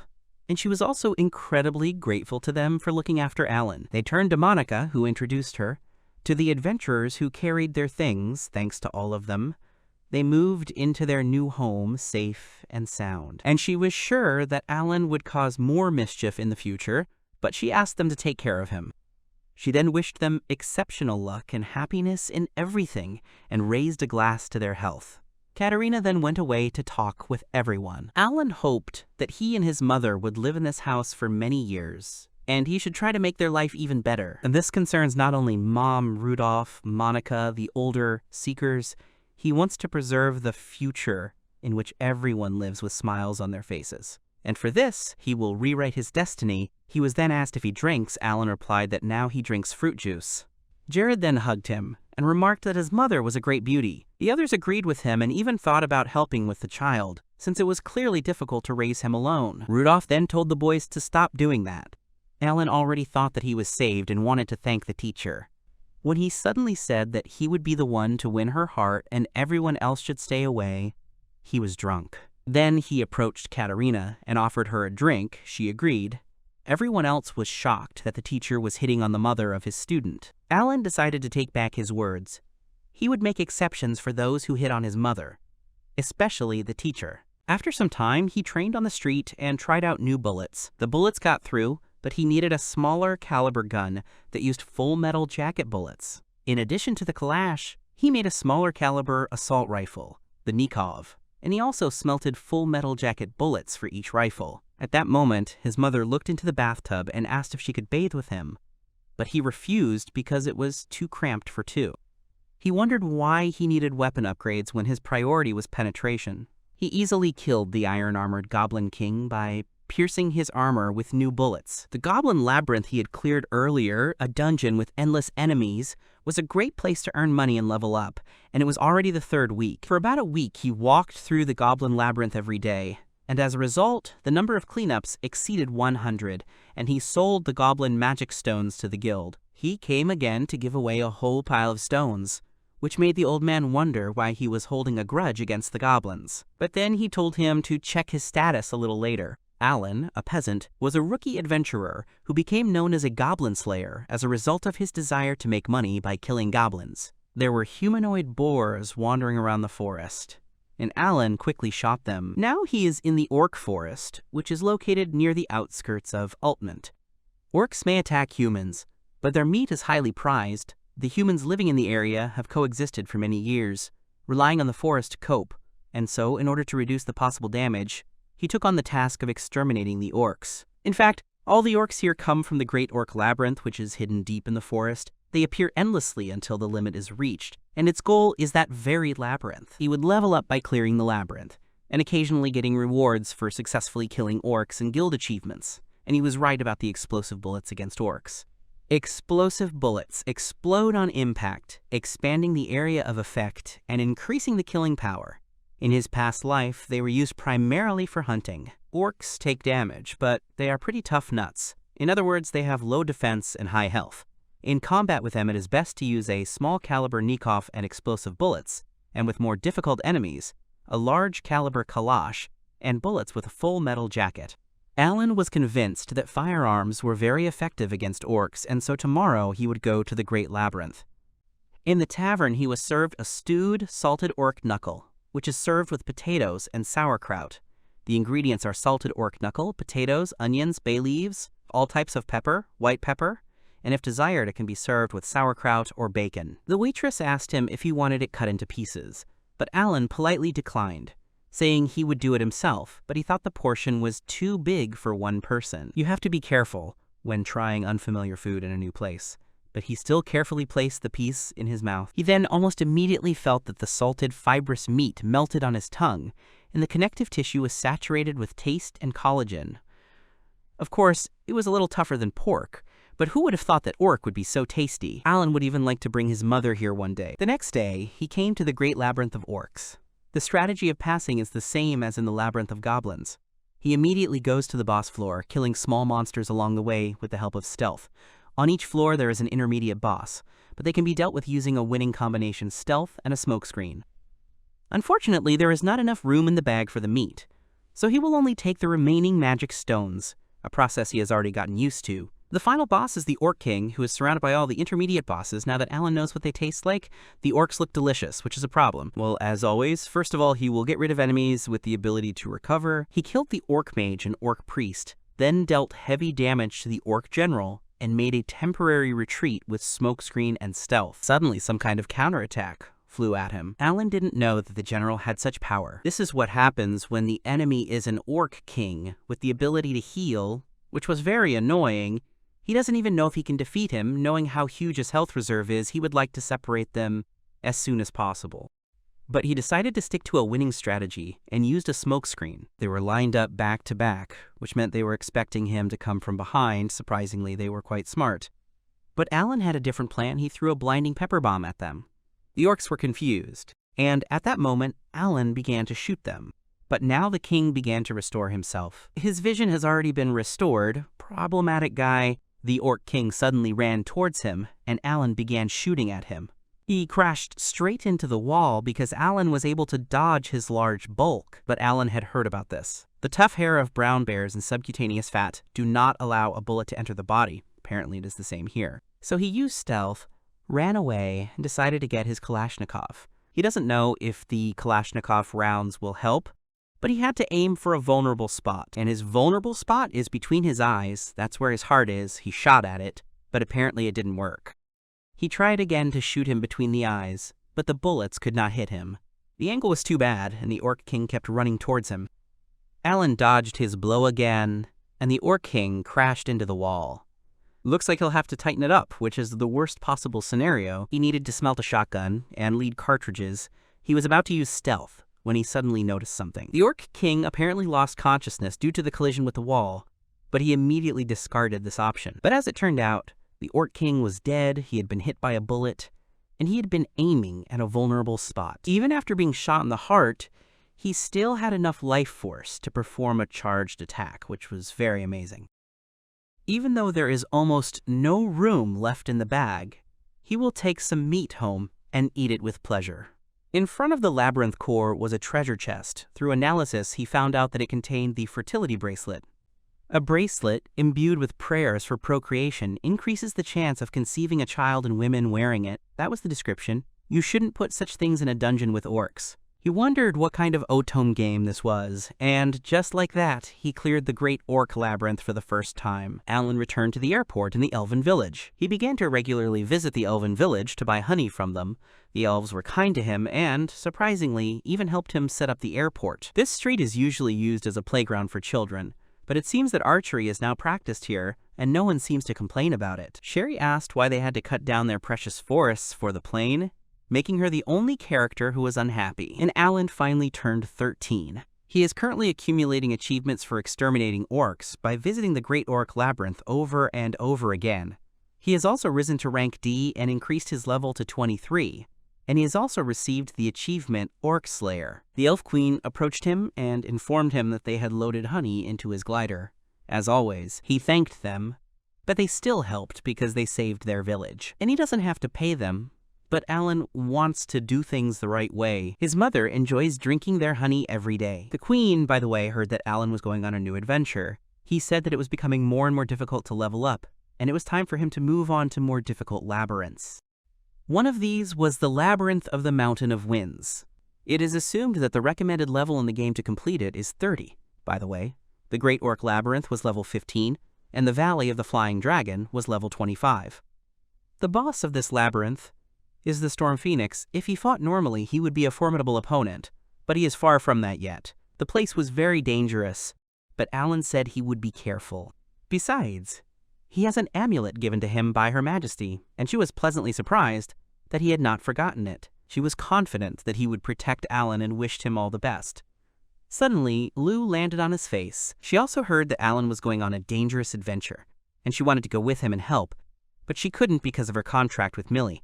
But Alan was glad that this pervert wouldn't be with him. Already at the Adventurers Guild in the City of Winds in Zevin, he was asked if he really wanted to go to the Wind Mountain Labyrinth alone. He was recognized as Alan, a 13-year-old adventurer of D rank, but the manager did not stop him because it was his will.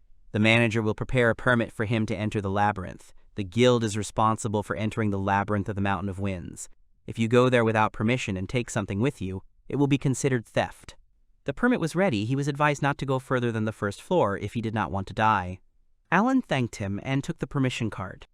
Adventurers from A to B ranks form teams and compete to see who can clear the labyrinth first, and then he appears. A 13-year-old boy with a D rank. No wonder people think he's crazy. The Labyrinth of the Mountain of Winds. There are 30 floors in total, but no one has ever gone above the 8th. The extremely complex labyrinths have claimed the lives of many a hardened adventurer, but he intends to complete each floor and return here again and again until he enters the academy. Inside the dungeon, aggressive bats flew at him, but he shot them down with ease, and all thanks to the colossal power of his cannon, 2 large bats with 1 shot. The chances of winning are in his favor, and all thanks to the saiga, a gun from the Russian Izhmash plant, or rather a copy cast by it. This might be a bit too much, because it doesn't even look like an otome game, but as expected, the guns are simply magnificent. As long as he has the saiga, he doesn't need anything else, and its debut in real combat looks promising. Thanks to this, it will not be difficult for him to pass the most difficult labyrinth of the Mountain of Winds. He will certainly break the record of experienced adventurers who have reached the highest floor. The 28th floor is the tricky level of floating islands. On each island there is a small target, about the size of an apple. If you use wind magic on it, it will teleport you to the next island.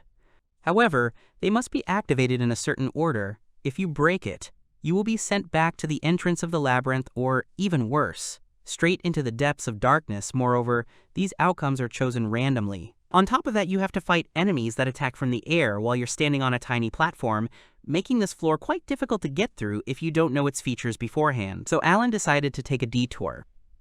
On the side of this island, there is a small room where the treasure is hidden. In the game, you can only go down using a rope with a hook. But, by the way, the cheat skill Smelting and Alchemy will help Alan. With this, donation items work wonders. So he created a ladder down for himself. There he found the Ring of Replacement. In the event of the wearer's death, this ring takes his place and brings him back to life once. In the game, one such ring is intended for Amy, the second for her favorite. But Alan will gladly take both for himself. He will put one on right now. Now that he had a backup for the worst-case scenario, no need to take a detour, he reached the boss's room on the top floor. He almost forgot to do something with Smelt before the boss fight, the final boss of the Wind Mountain Labyrinth. It was Storm Phoenix, waiting in the center of the room. The Phoenix immediately attacked Alan with its wings and feathers. It's just like in the game, he suddenly attacks as soon as the door opens. Only Alan made a polycarbonate shield because he knew this would happen. If he can survive the first attack, then he will follow the standard pattern. Activate stealth and attack. When he did this, he started shooting straight at Phoenix but missed him. He managed to dodge, only the first bullet hit. Phoenix didn't hesitate and immediately counterattacked with a blizzard and ice arrows. The shield wouldn't be destroyed even if it froze. But if Alan did nothing, then it would be the end for him, because he was scorchingly cold. He used Smelt and created a boulder which he jumped onto. Alan decided to take a breather. He would like to wait for the right moment to shoot him straight in the head, but he will have to use Nyx from afar and deal damage in small batches until he weakens. He will need to wait for Phoenix to descend close enough for a hit from Saiga. After all, this is a protracted war of long-range shots. Nothing can be done about it. He used stealth and ran out, shooting at him. When the stealth was gone and the arrows were heading his way, he created the boulder again. He waited for the attacks to stop, and then fired back, repeating the tactics of attack, stealth, separation, creating a new boulder for cover. He continued to hit Phoenix. At some point, Phoenix began to attack in a completely different way. His attack pattern changed to a torturous all-round blizzard. It was even colder than the last times. Suddenly, Phoenix started to fall. Alan started to run towards him to shoot him in the head. Suddenly, he slipped due to the icy ground, and his aim was lost, and he rolled straight towards Phoenix. But, fortunately, he did not have time to roll to it, and stopped near the weakened body of the bird. It would be bad if he recovered, so he finished him off. When he started collecting resources from it, he realized that the feathers would melt if pulled out, and every part of its body was terribly cold, so he decided to hurry up and extract the magic stone. He noticed that the feathers didn't actually melt, they just became transparent and beautiful, so Alan decided to take the tail feathers and wings one by one. He also didn't forget about the bones, which are surprisingly light. All that's left is to check the treasure chest. Inside was the Heavenly Knight's sword. If a person with the divine protection of Knight is armed with this sword, the divine protection will evolve to Heavenly Knight, and the owner of the sword will also be partially endowed with the wind magic skill. This sword is rare and very valuable, but the highlight of this dungeon is the thing in the corner, a magic stone synthesizing device. Combining magic stones of the same type can increase the size of the magic stone. 2 magic stones of the same size can be synthesized into one. To create a huge magic stone, 16 tiny ones are needed. In fact, it can be called an exchange of money.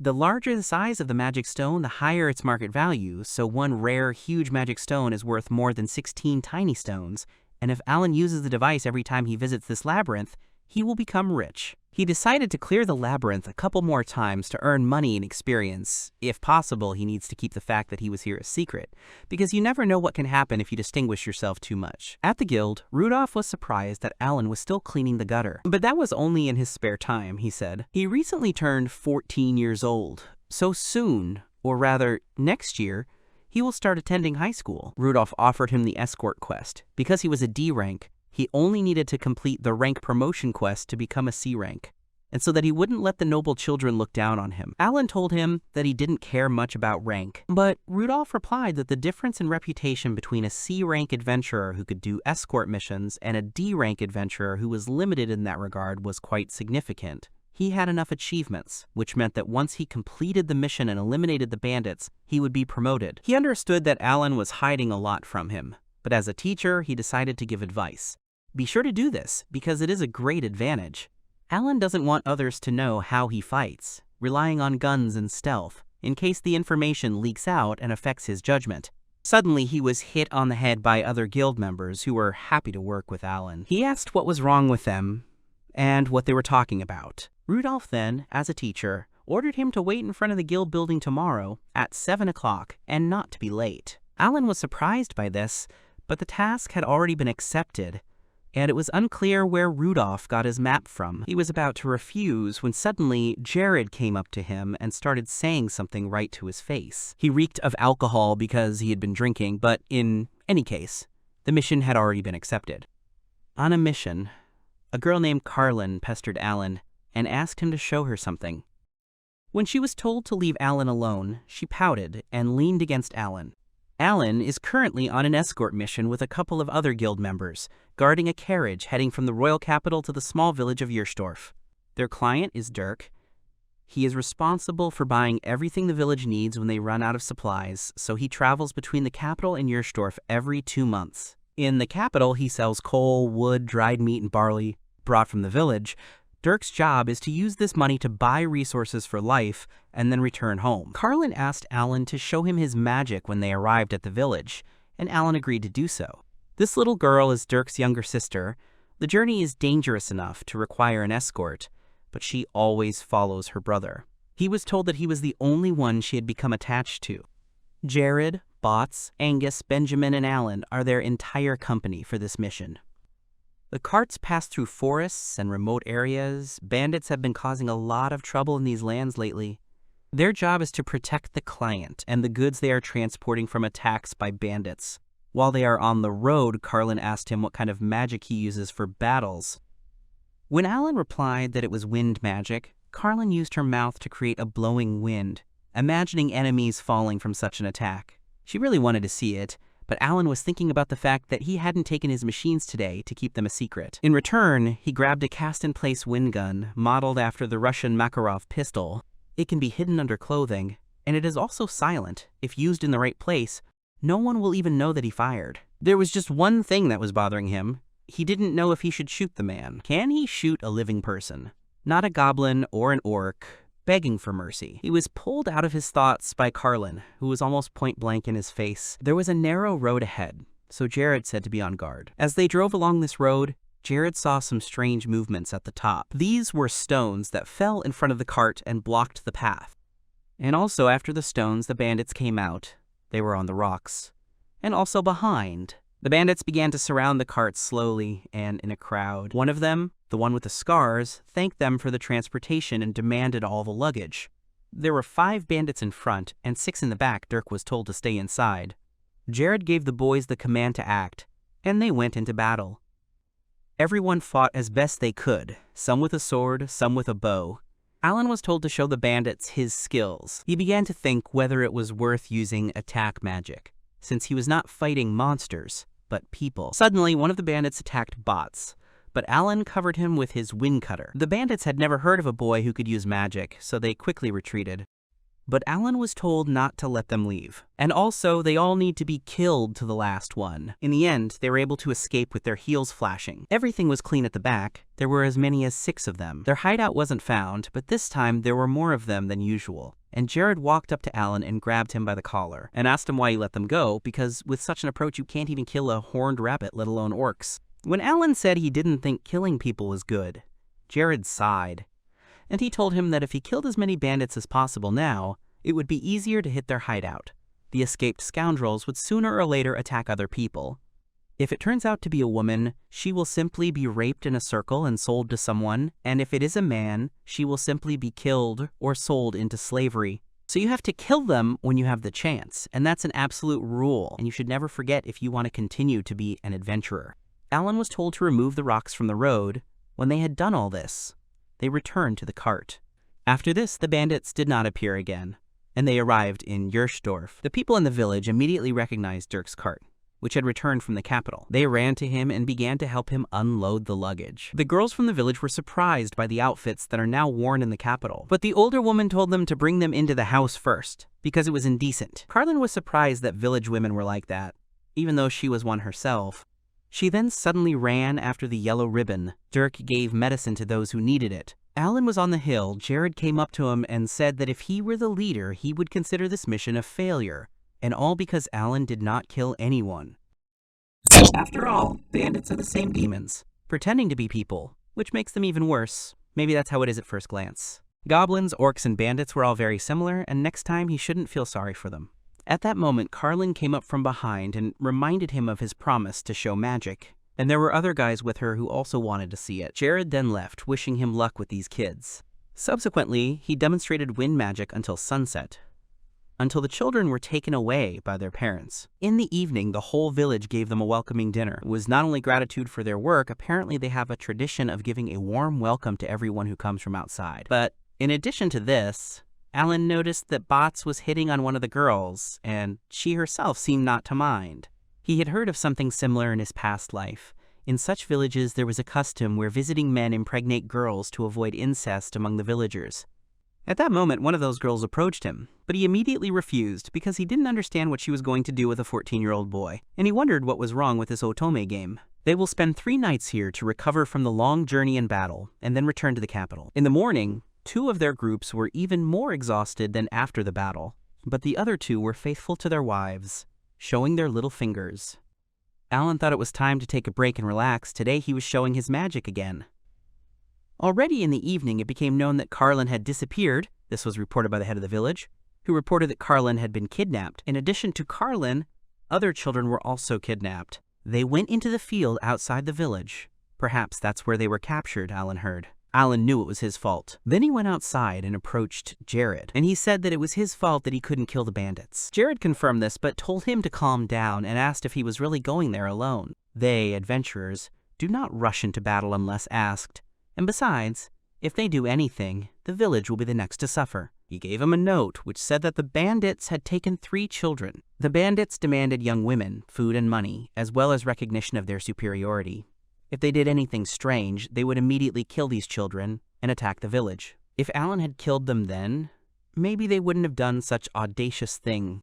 But they are dealing with bandits, and quite smart ones at that, judging by their actions, which means that sooner or later they would have come here anyway. They can attack the bandits' hideout and rescue the children while protecting the village, but it will be a very difficult task. The village chief was already worried about this, but Jared suddenly called Alan. He was told that if he got involved in the murder again, everyone would die, including himself, the children, and the villagers. Alan knew that, so they accepted the task and hurried to follow them. Dirk took Alan's hand and began to beg him to save his little sister and bring her home. Alan promised that he would save her at any cost. Already on the way, Alan asked Jared how they would find the bandits' hideout. He replied that there weren't many places in the area where a gang of bandits could hide. Considering that the children were taken prisoner and the threatening letter arrived before sunset, they should be a couple of hours' walk from the village. Then he told him to put out the lantern, because from here he could see any possible shelter. In the distance, they saw a fire. Last year, a gang of bandits settled in this cave. It is not that spacious, so there must be about 30 of them. Alan said he would sneak in there and save the kids. Jared said not to talk nonsense. But he replied that secrecy was his strong point.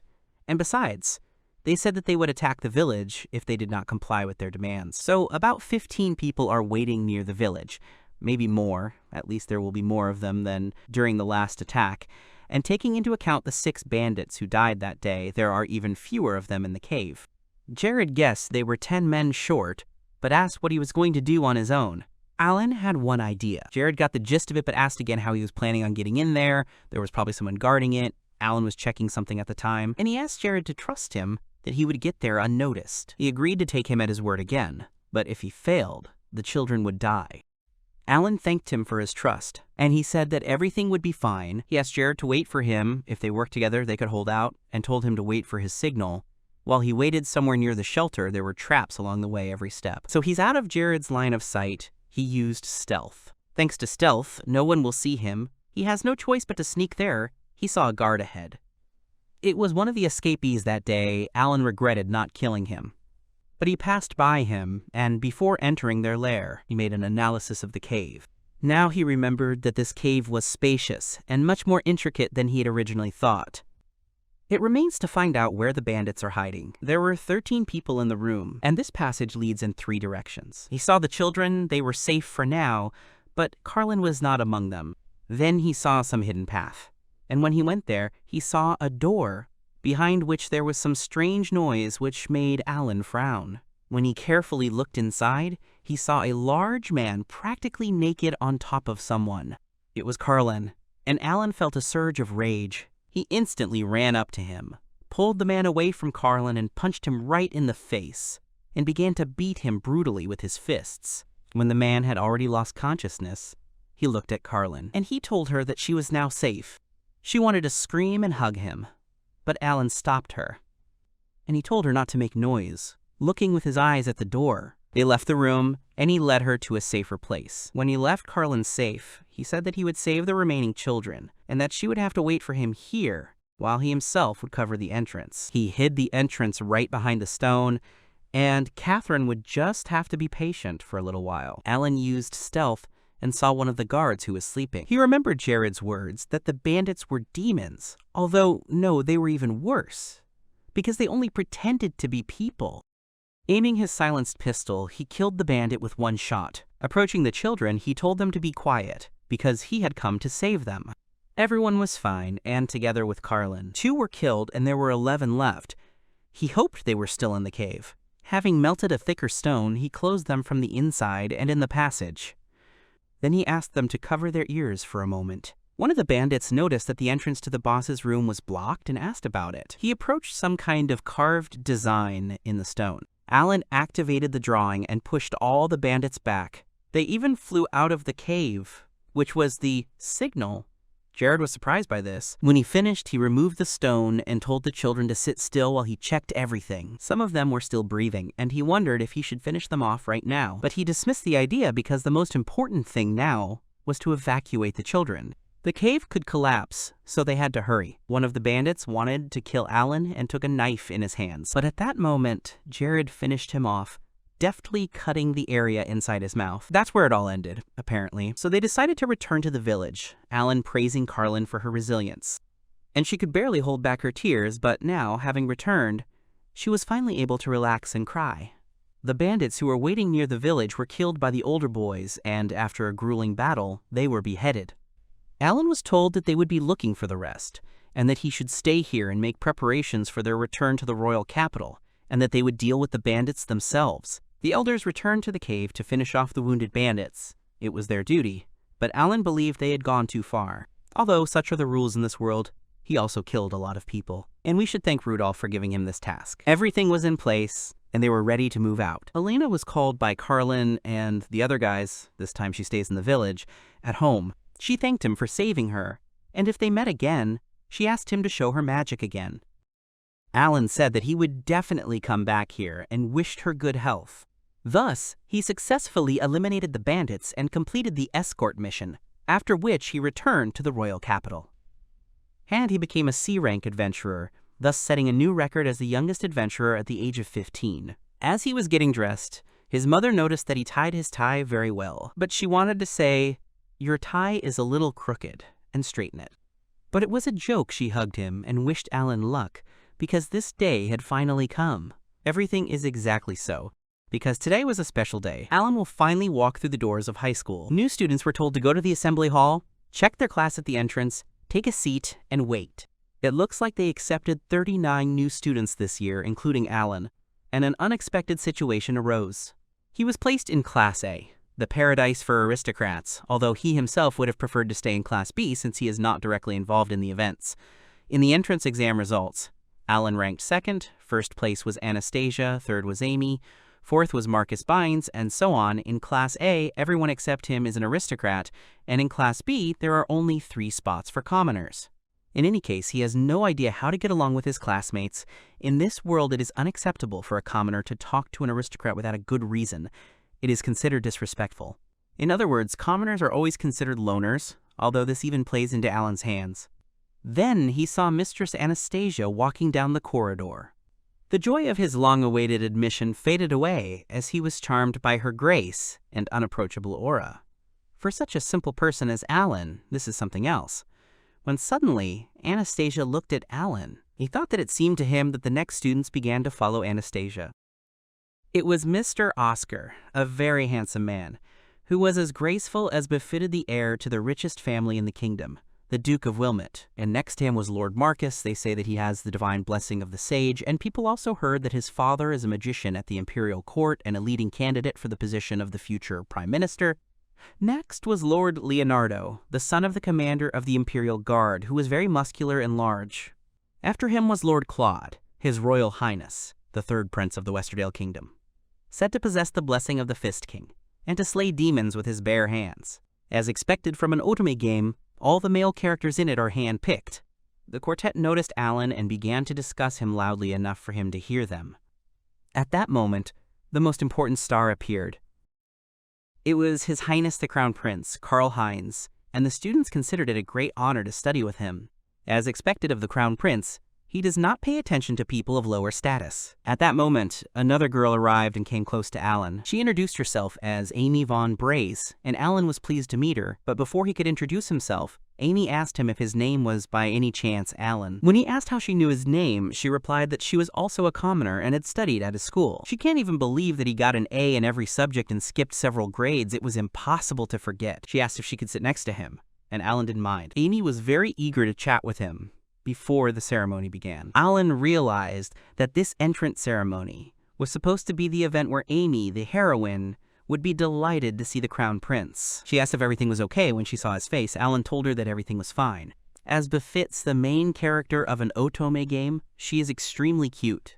And so his school life began, foreshadowing ups and downs. A whole week passed, and the student's adaptation ended. From today on, Alan will be living in the dorm, and since he will be gone for a while, he told his mother to take care of herself. She replied that she would miss him and asked if he had made any friends. Alan replied that he had more or less. But in reality, he was alone.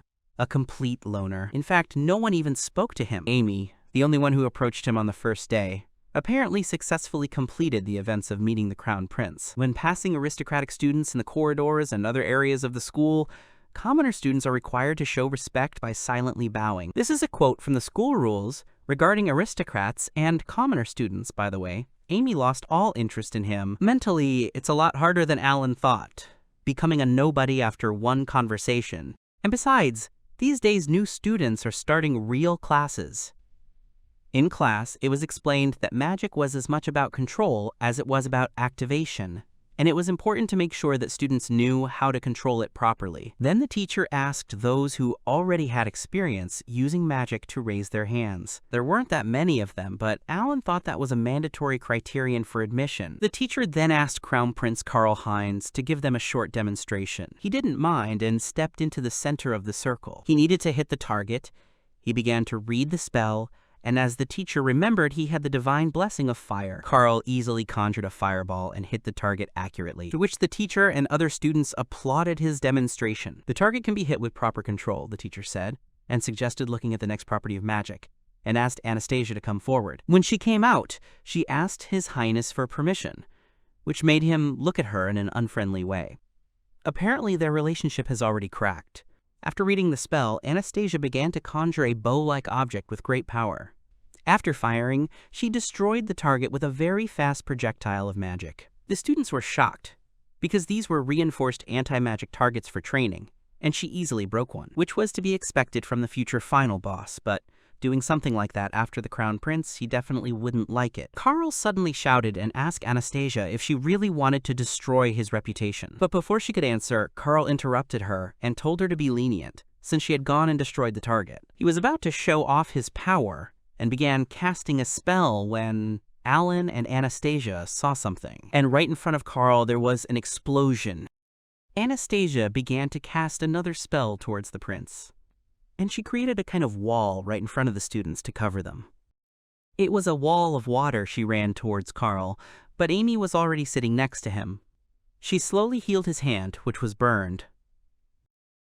Anastasia didn't like it much, the students were safe, and the Crown Prince was healed by Amy with her magic. Karl woke up and looked at his now healed hand.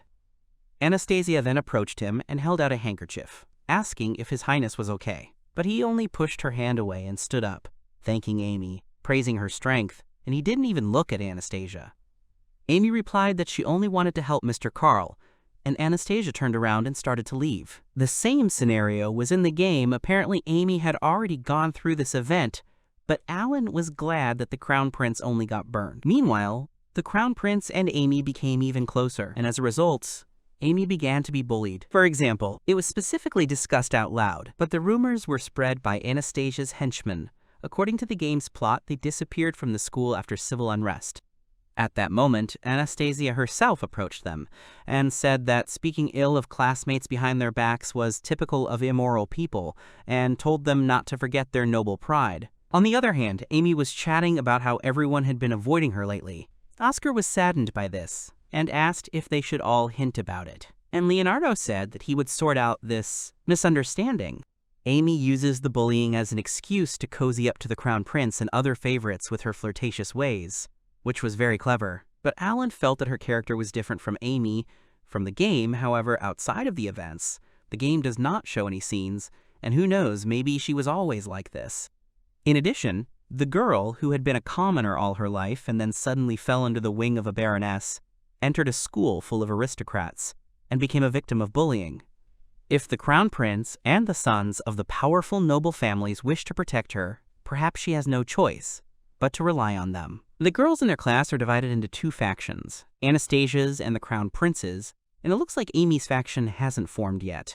Anastasia's minions want to get rid of Amy, but Anastasia herself prevents this, and there are very few people on her side, so the situation is still under control.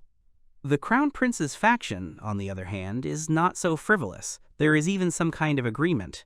He uses Amy to get rid of Anastasia. Like Anastasia's faction, they don't have the best opinion of Amy. What about the Crown Prince? Even though he has a fiancée, he is only interested in Amy. He practically does not interact with Anastasia until there is a need for it.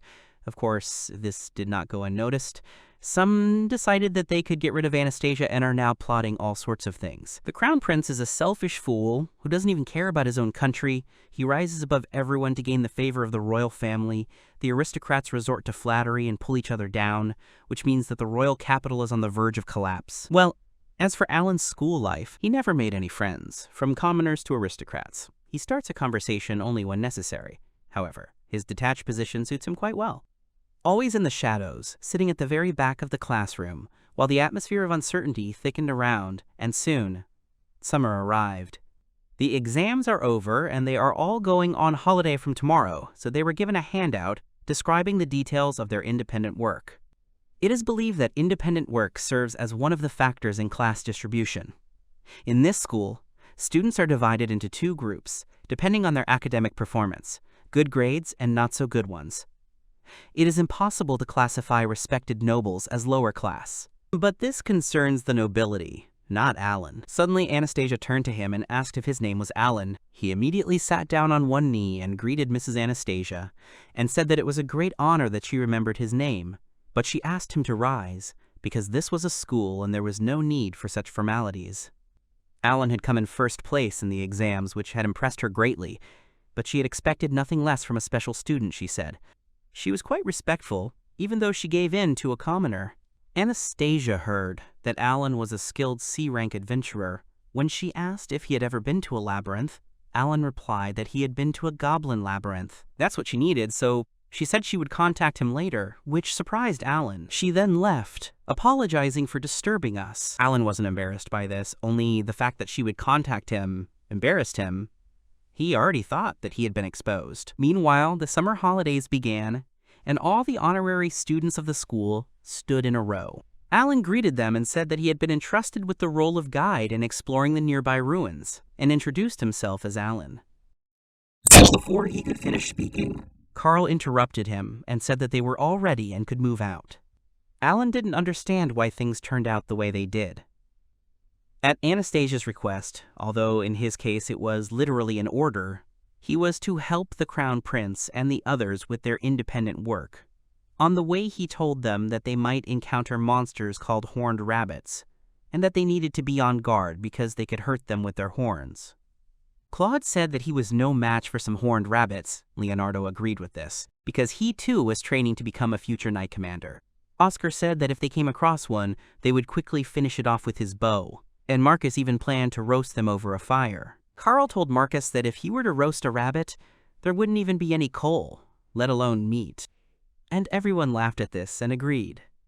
Amy said then that Alan was probably just worried about them, to which Carl immediately agreed, and which was very nice of Amy to show sensitivity even to a commoner. Marcus agreed with this statement. Claude also agreed and said that this is what Amy is like for him. To which Leonardo asked why Amy was Claude, so they started arguing about who Amy really belonged to, and Alan really wanted to go home. Then he saw Anastasia looking at them with a disappointed and at the same time tired look while they were trying to solve their problem. Suddenly, she turned sharply towards Alan, but he managed to look away. Anastasia asked Carl not to stop, because if they were late, His Majesty would start to worry, and suggested speeding up a little. The prince agreed with her with displeasure, and patted Alan on the back to make him hurry. They arrived at the place. It was the entrance to the underground ruins, which is located at the top of the stone steps. Alan told them to be careful because there is slippery moss growing here. Everyone was helping Amy up, which irritated Alan and Anastasia. Originally, other adventurers act as guides in this event. It seems that the scenario changed because Anastasia learned that Alan is an adventurer. In order to avoid situations that he cannot control, he needs to follow the game's plot as closely as possible. That's what he realized. Once inside the entrance, they saw that it was quite cramped and the walls were glowing.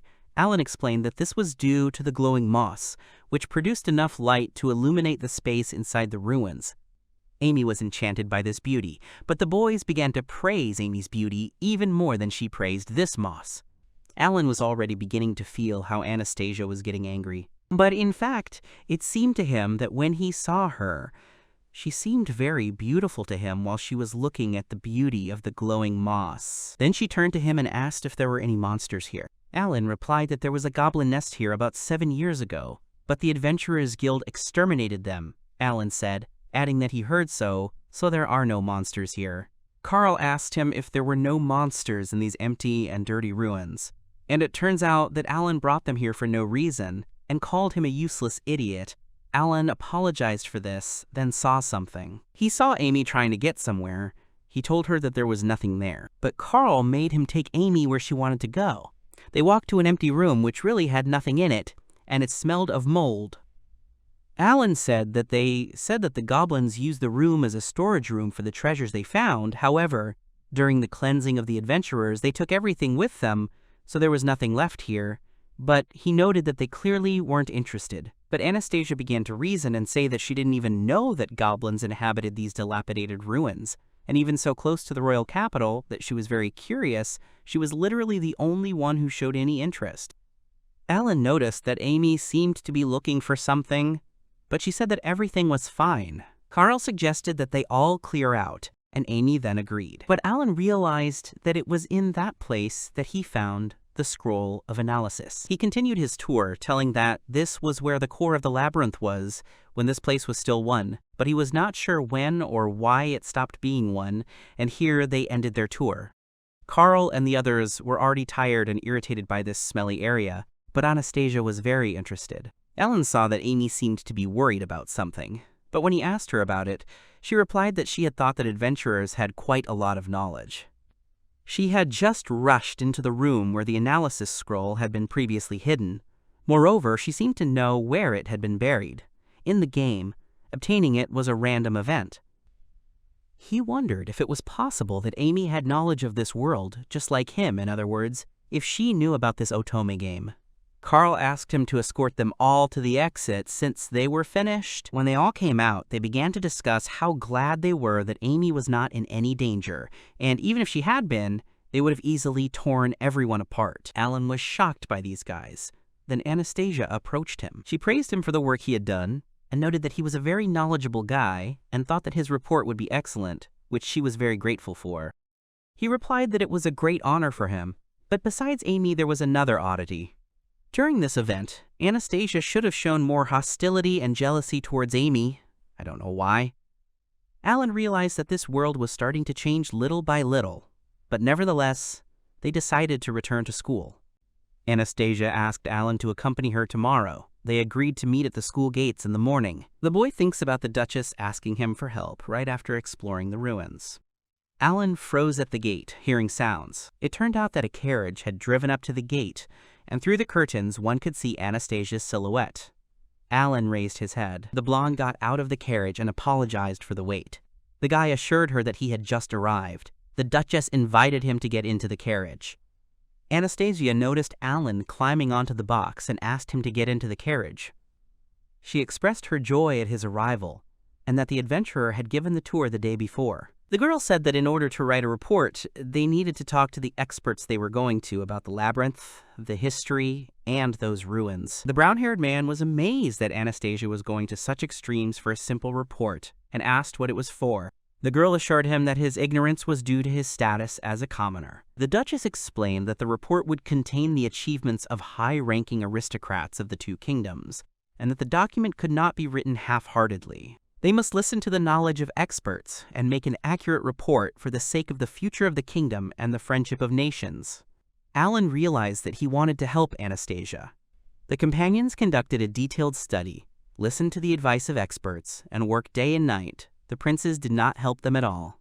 Having summarized the information received, the partners finished the report, which seemed too long to the Crown Prince. Karl Heinz asked to explain in 3 minutes. His Highness the Crown Prince indicated that he was a busy man and asked him to state the essence briefly, so that he would understand. Alan was mentally indignant. Karl was not his boss or teacher to order him around like that, but the adventurer caught Anastasia's understanding look and resigned himself. Shaitan explained the key points to the Crown Prince, laying everything out so that he could understand. Karl praised him for his good work and left. The Duchess apologized to Alan and asked him to treat the situation with understanding, although this is not easy. His Highness is such a person. Walking through the square, the guy thought about Anastasia's apology and her look at that moment. He had a feeling that she had given in, accepting the fate of a puppet in a political marriage. The teachers highly praised the report. The news spread quickly. The people gave honor to the two states. The honors went to Karl. Alan was called lazy. Alan looks out the window and thinks about how his school life will end in winter because of the duel. The Duchess watches him from the side. Autumn has come. Students participating in the upcoming cultural festival must fill out a form. The girls discuss their projects. Alan thinks about the lack of rules in the World Otome games. Any project can be presented at the festival, but it cannot be missed. Shaitan wants to prevent this event from happening and has already decided what to do. Alan was called out. Anastasia asked if he wanted to join them if he hadn't decided on a project yet. But Alan had already submitted his form. The girl was understanding. The Duchess asked what he was going to do. Alan was going to open a food stall.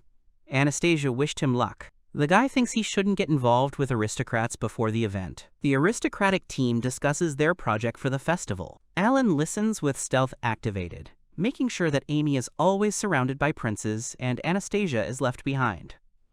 Messrs. Claude and Marcus were thirsty. The pink-haired girl asked Anastasia to make tea for them, because she was not busy. Alan turned pale, foreshadowing the Duchess's answer. Anastasia agreed. The Crown Prince suggested that Amy take a break in the garden, as he had excellent black tea. Amy promised to join them.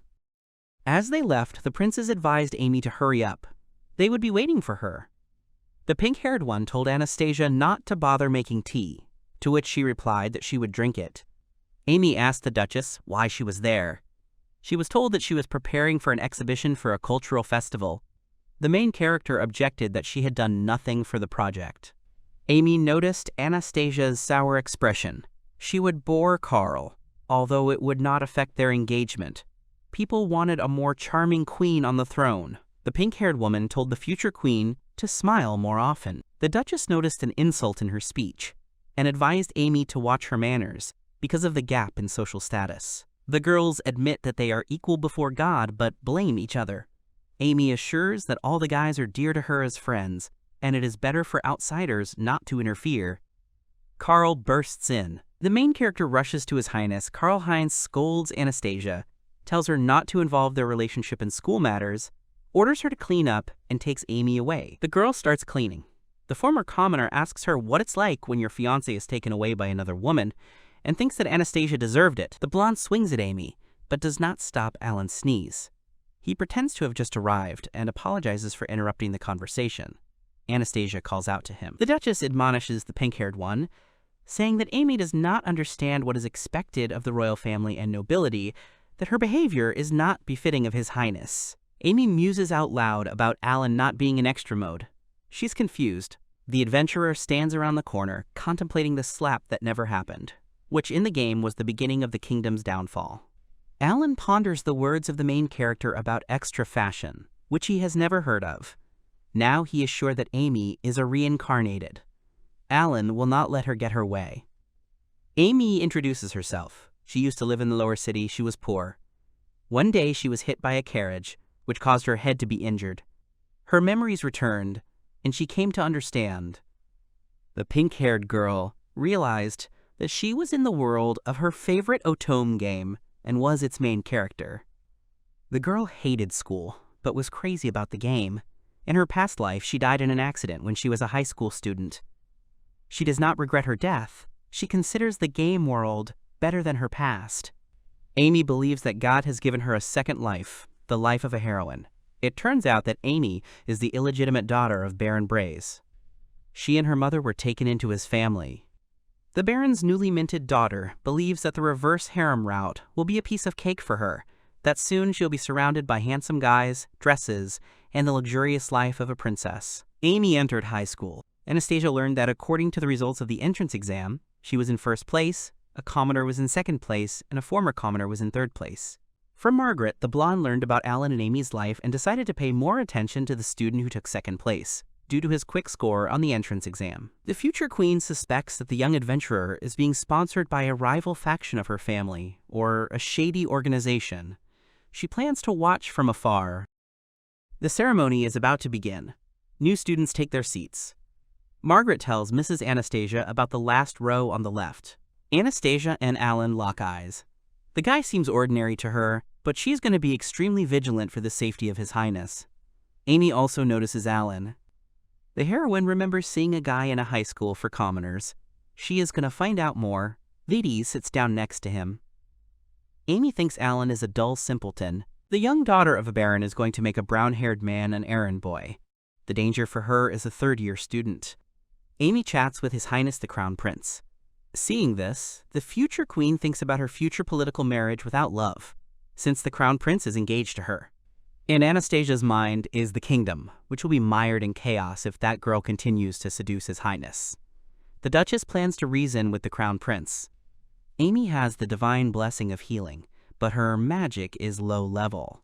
She healed Karl Heinz's minor burns for a while. His trust in the healer grew deeper. The princes are crazy about Amy. Flags for the reverse harem route constantly appear in front of the heroine.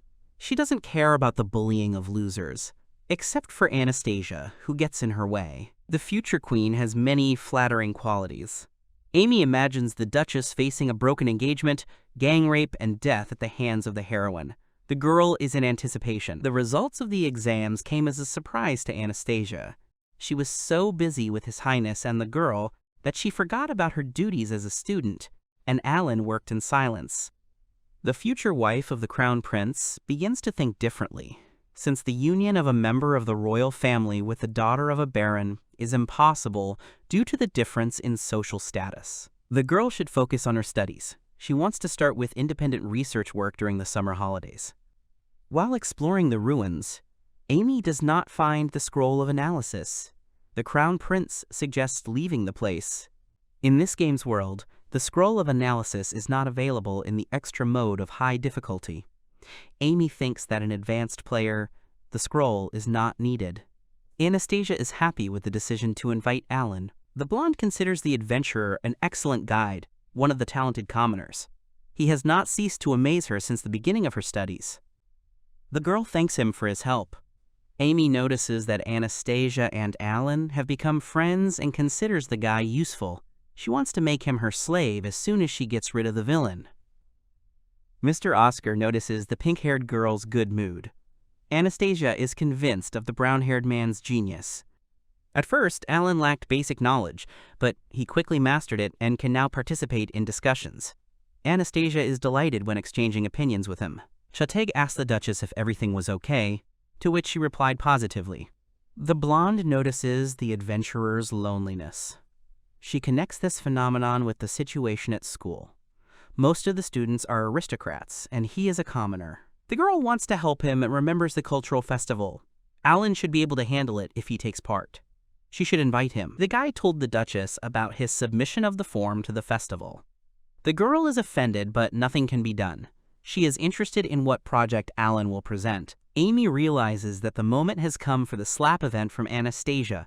This is the final push in the reverse harem route. The tense situation is relieved by the appearance of the Crown Prince. Amy rushes into his arms, thinking about the awkwardness of the moment and the slightly unfortunate timing. The heroine thinks that she has only one more push left. She doesn't want to put it off. She's going to do it right now. The pink-haired girl provokes Anastasia by asking what it's like when your fiancé is taken away by another woman.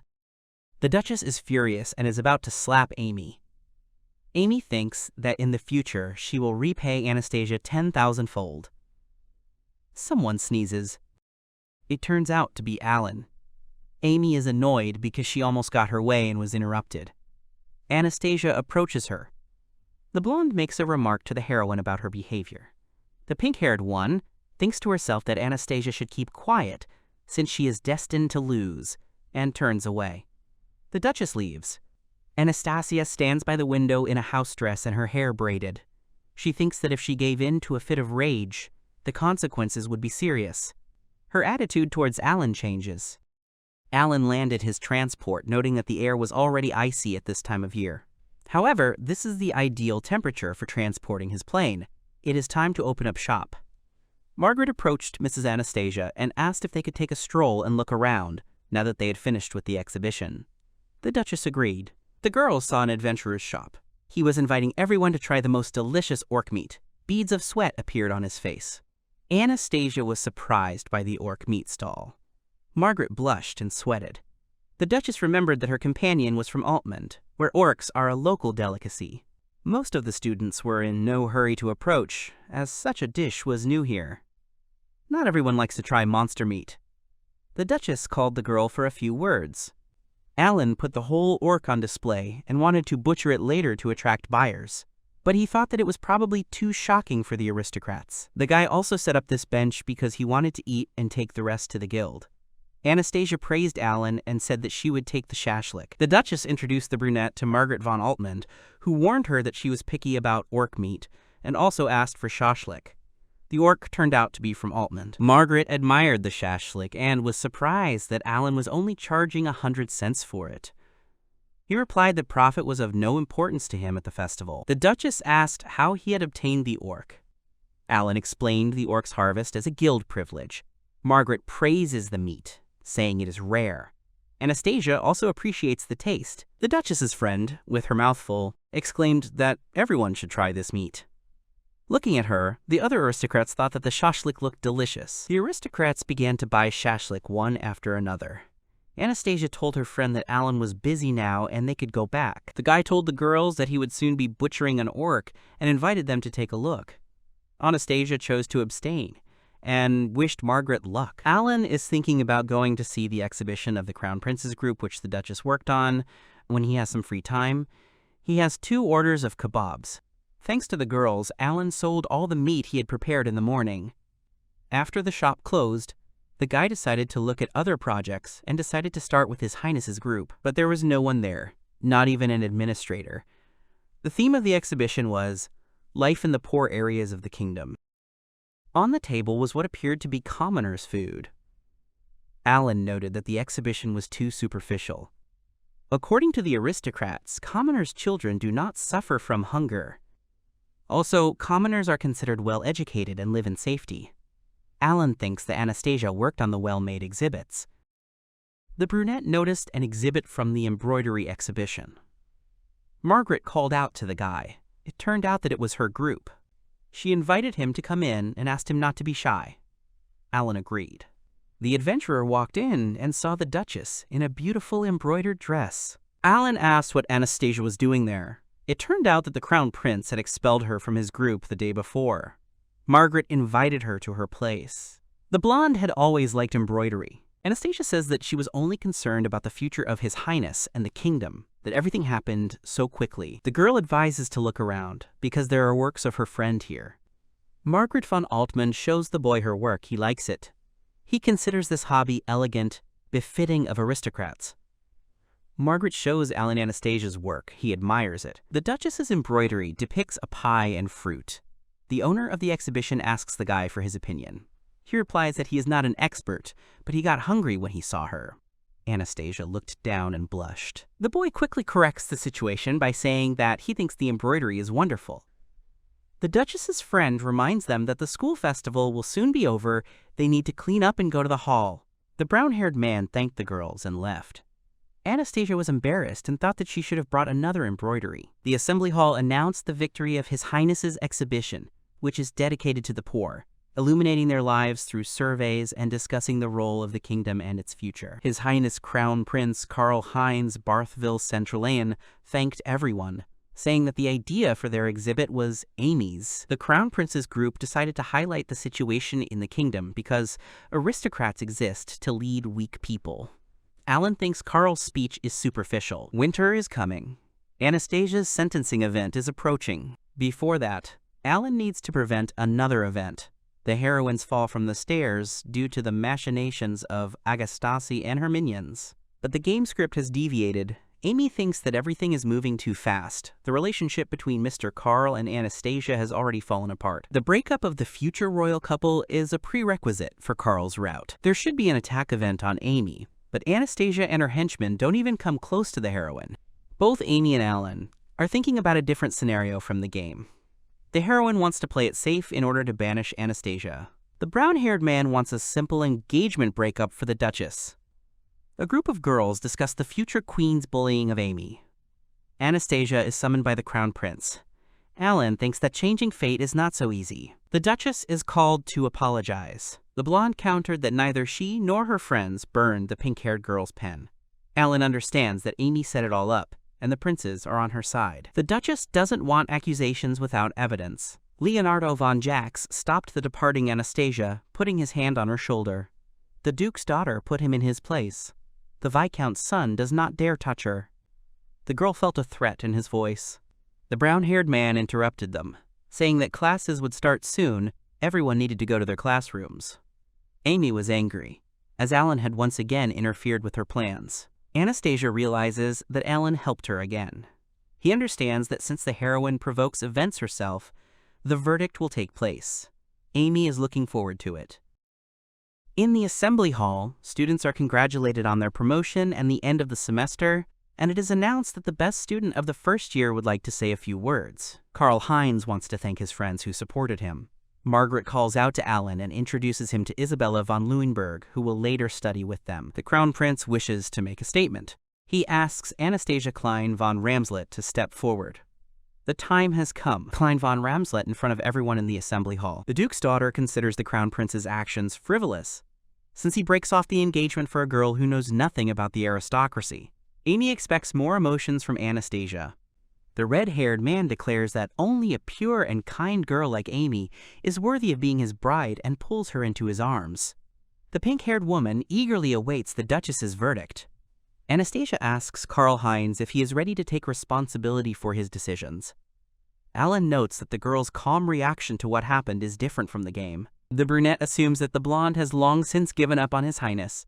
He talks about the Ramslet's arrogance. Karl Heinz says that the Ramslet family are pathetic country bumpkins, capable only of growing wheat. The heroine is surprised by his remark. Anastasia can't turn a blind eye to her family's insult. Charles's new bride says the Duchess has fallen from his grace. The Ramslets plan to lodge a formal protest with the Briars. Anastasia sees no point in continuing this conversation and is about to leave. The Crown Prince stops her, saying that the girl should decide everything herself if she has any pride. The Duchess thinks that gloves are not meant for frivolity. Charles says that if a daughter of the Ramslet family cannot stand up for the honor of the family, he does not understand anything about education. The nobles of the faction opposing the Ramslets laugh. The Crown Prince's ex-fiancé asks if he wants her to challenge Amy to a duel. The Duke's daughter took the glove off her right hand, walked over, and threw it to Amy. The heroine thinks about the guaranteed victory. The villain will soon come to an end, and picks up the fallen glove. She is surprised that Anastasia is calm and does not slap her. The Crown Prince tells Amy that she has been challenged to a duel. The girl is perplexed that she will have to fight. Alan understands that the heroine has set everything up herself. The Crown Prince announces that he will duel on Amy's behalf.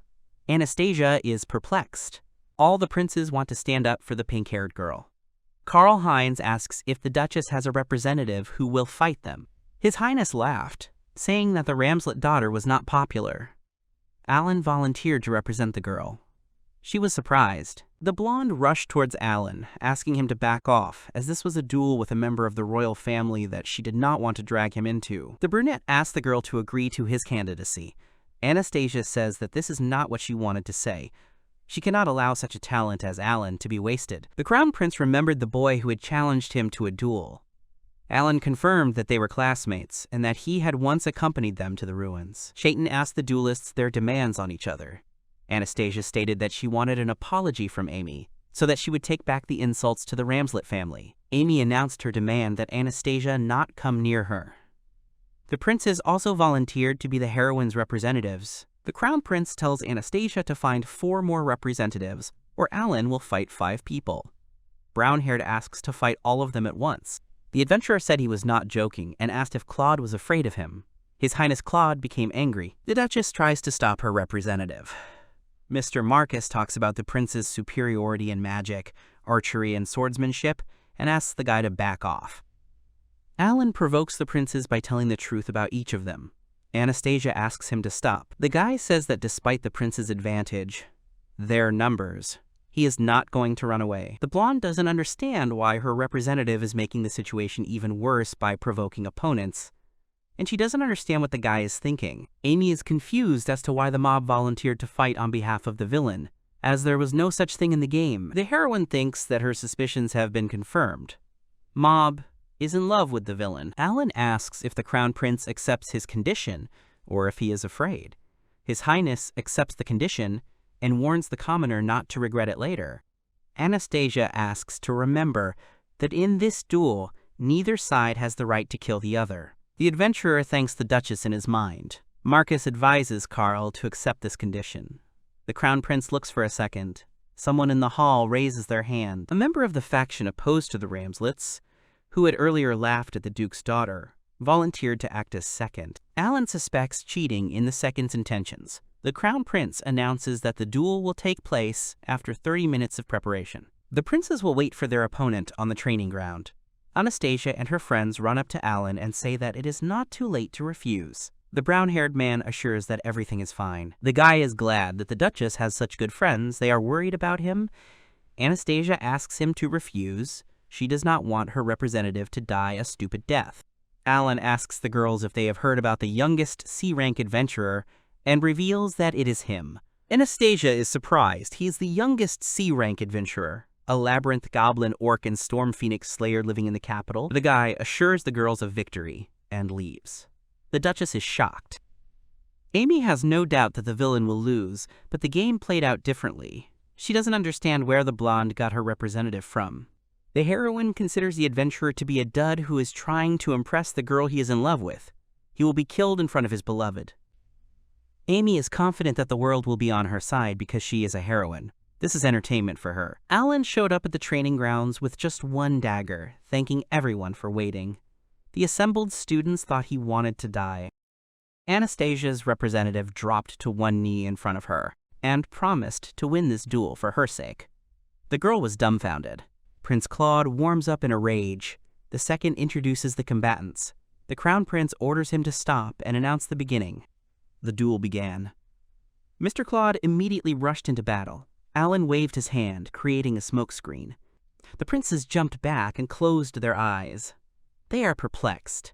Anastasia calls out to Alan. The students can't see anything because of the curtain. The smoke begins to clear, and those gathered see people lying down. Prince Claude, Oscar, and Leonardo lay lifeless around the adventurer. Mr. Von Jax began to foam at the mouth. Those gathered saw that the Crown Prince and Lord Marcus were also lying down. His Highness did not understand what had happened. Oscar suddenly opened his eyes. Alan had put a dagger to his throat. The brown-haired man assured his second that if he did not admit the defeat of the princes, he would drive a dagger into Oscar's neck. The second declared that Leonardo, Claude, and Oscar were in no condition to fight. When the duel began, Alan created a smokescreen and used the stealth skill. Leonardo stood with his sword at the ready, but he did not see the commoner in front of him. Claude was ready to attack Alan with fury when he noticed him. The pistol with a silencer, which the brown-haired man used against the bandits, came into play. He developed non-lethal bullets, especially for the duel. Then he repeated his actions. Marcus is a magician, but easily panics even in the slightest unforeseen situations. He was unable to deal with the smoke promptly. Next was Mr. Leonardo. Leonardo swung his sword indiscriminately, so Alan couldn't just walk up to him. The swordsman decided to use the wind to disperse the smoke. He had some success. Oscar is a skilled archer, but in a situation where the view is obscured by smoke, it is impossible to aim. The Crown Prince calls Leo and Claude to ask if they have killed the commoner. It was announced that Leonardo, Claude, and Oscar could no longer fight. Amy stood frozen in a stupor, not understanding what was happening. The girl does not understand why the princes did not defeat the commoner. In her mind, she asks the guy to stop and not destroy her world. Anastasia wonders who Alan is. Alan had only 2 opponents left. The problem was that Carl and Marcus were key figures in the future of this kingdom. In the game, Marcus would become the prime minister. The adventurer asks the mage if he's giving up. Marcus says Alan won't get away with it and mentions the boy's family.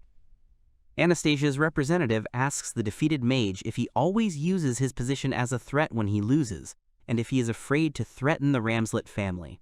Mr. Marcus is smart enough to know which side is right, but he wanted to protect the main character. Alan says for all to hear that the princes accused Anastasia without evidence, and Amy provoked her. The heroine is stupefied why the magician does not finish off this guy. The adventurer demands an apology from the princes and says that everyone will perish if such a short-sighted man rules the state in the future.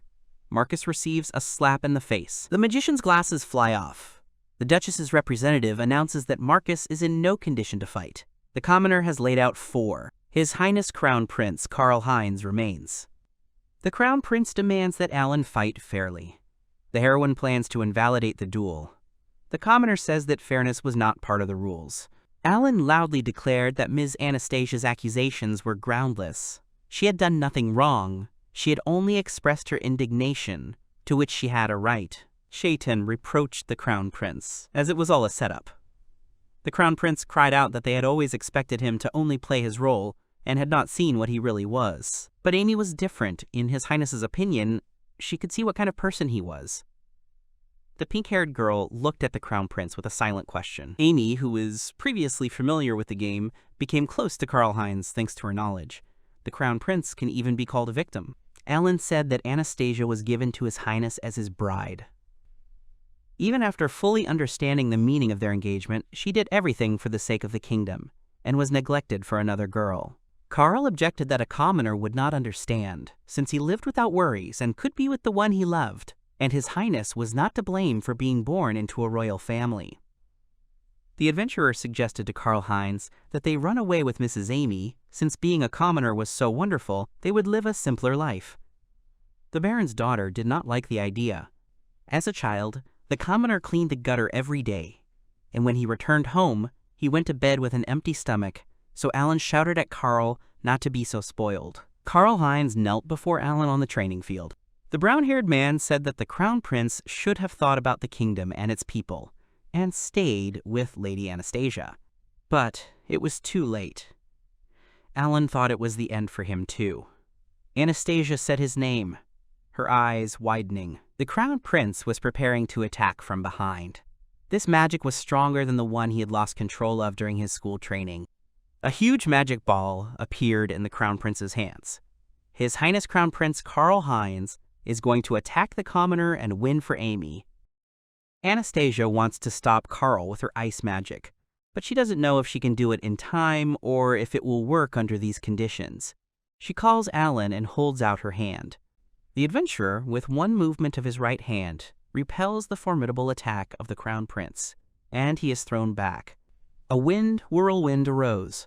It was created by Alan. His Highness is thrown back by the shockwave. It's all over. Alan calls his second to record the condition of Karlheinz, who can no longer continue. His Highness Crown Prince Karlheinz has been defeated, meaning victory in this duel is awarded to Alan, representing Anastasia. Amy fell to her knees. It was all over. She didn't understand how it happened. She was the heroine of this world. She didn't understand where she could have gone wrong. The commoner kneels before Anastasia and declares that he dedicates this victory to her. She thanks him. Shaitan assures that His Highness is fine. He has used up all his mana, but his life is not in danger. Alan thinks that even now Anastasia is worried about the state. The boy thanks Anastasia, Margaret, and Isabella and leaves. The duel is over. The second asks for the Duchess's final approval. Mrs. Ramslet reflects that this stupid duel took place because of her.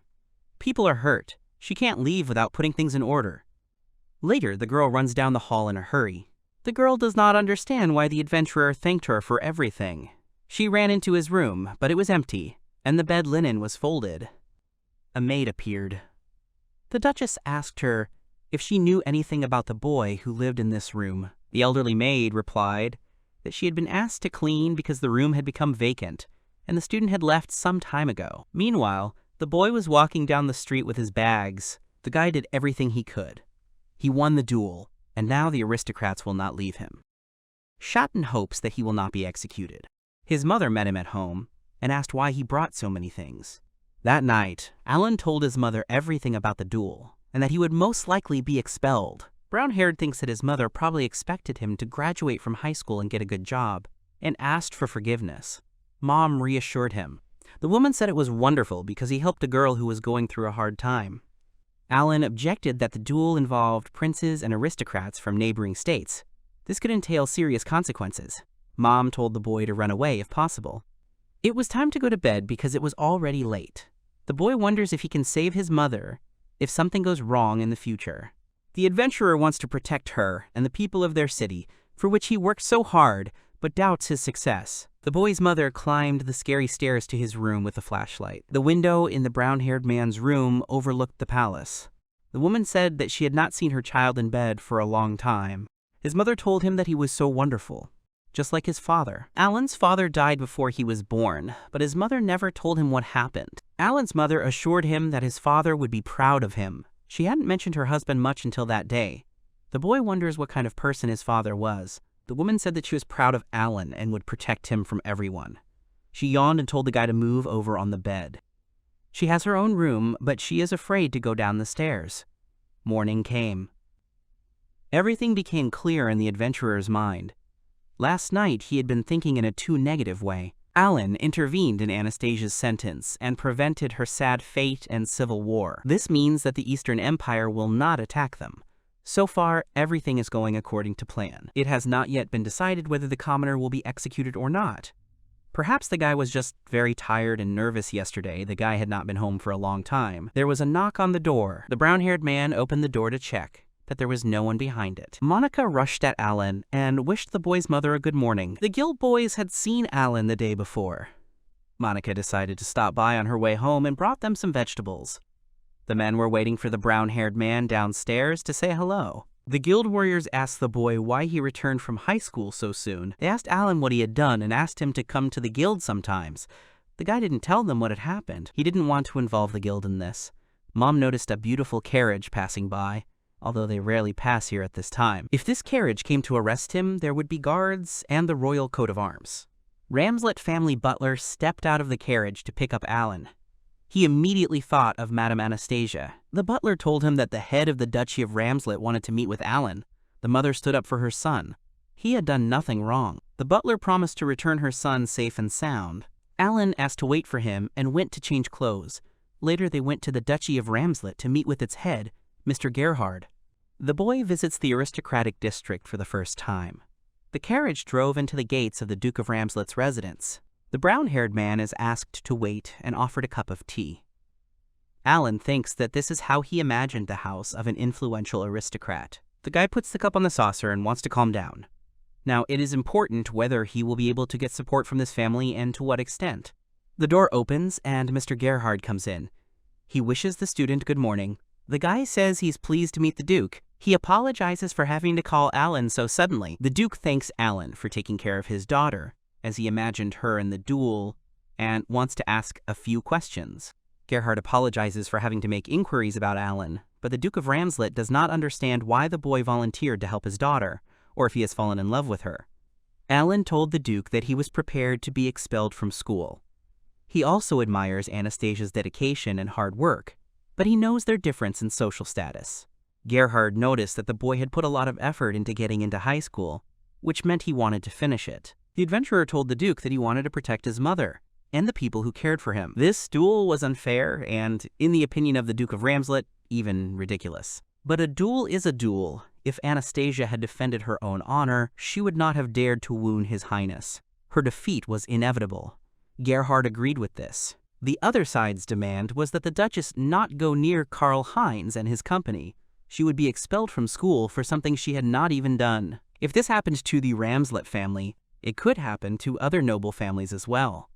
A battle for the throne between the Crown Prince and the Second Prince would follow. Much blood would have been shed, and the kingdom would have been plunged into chaos. The Duke asked what the battle for the throne in the royal palace had to do with protecting his mother and those dear to him. Alan shared that he was worried about the Eastern Empire. Anastasia's father made sure that the guy had thought of everything. Gerhard was going to take responsibility for participating in the duel and ensuring the safety of Alan's mother. The boy thanked him for this. From this moment on, the adventurer is under the protection of the Duke of Ramslet and can contact him if he needs help. Butler Sebastian must escort Alan home. They left under Gerhard's gaze. Duke Gerhard looks out the window. He wonders what kind of person the talented commoner will become in the future.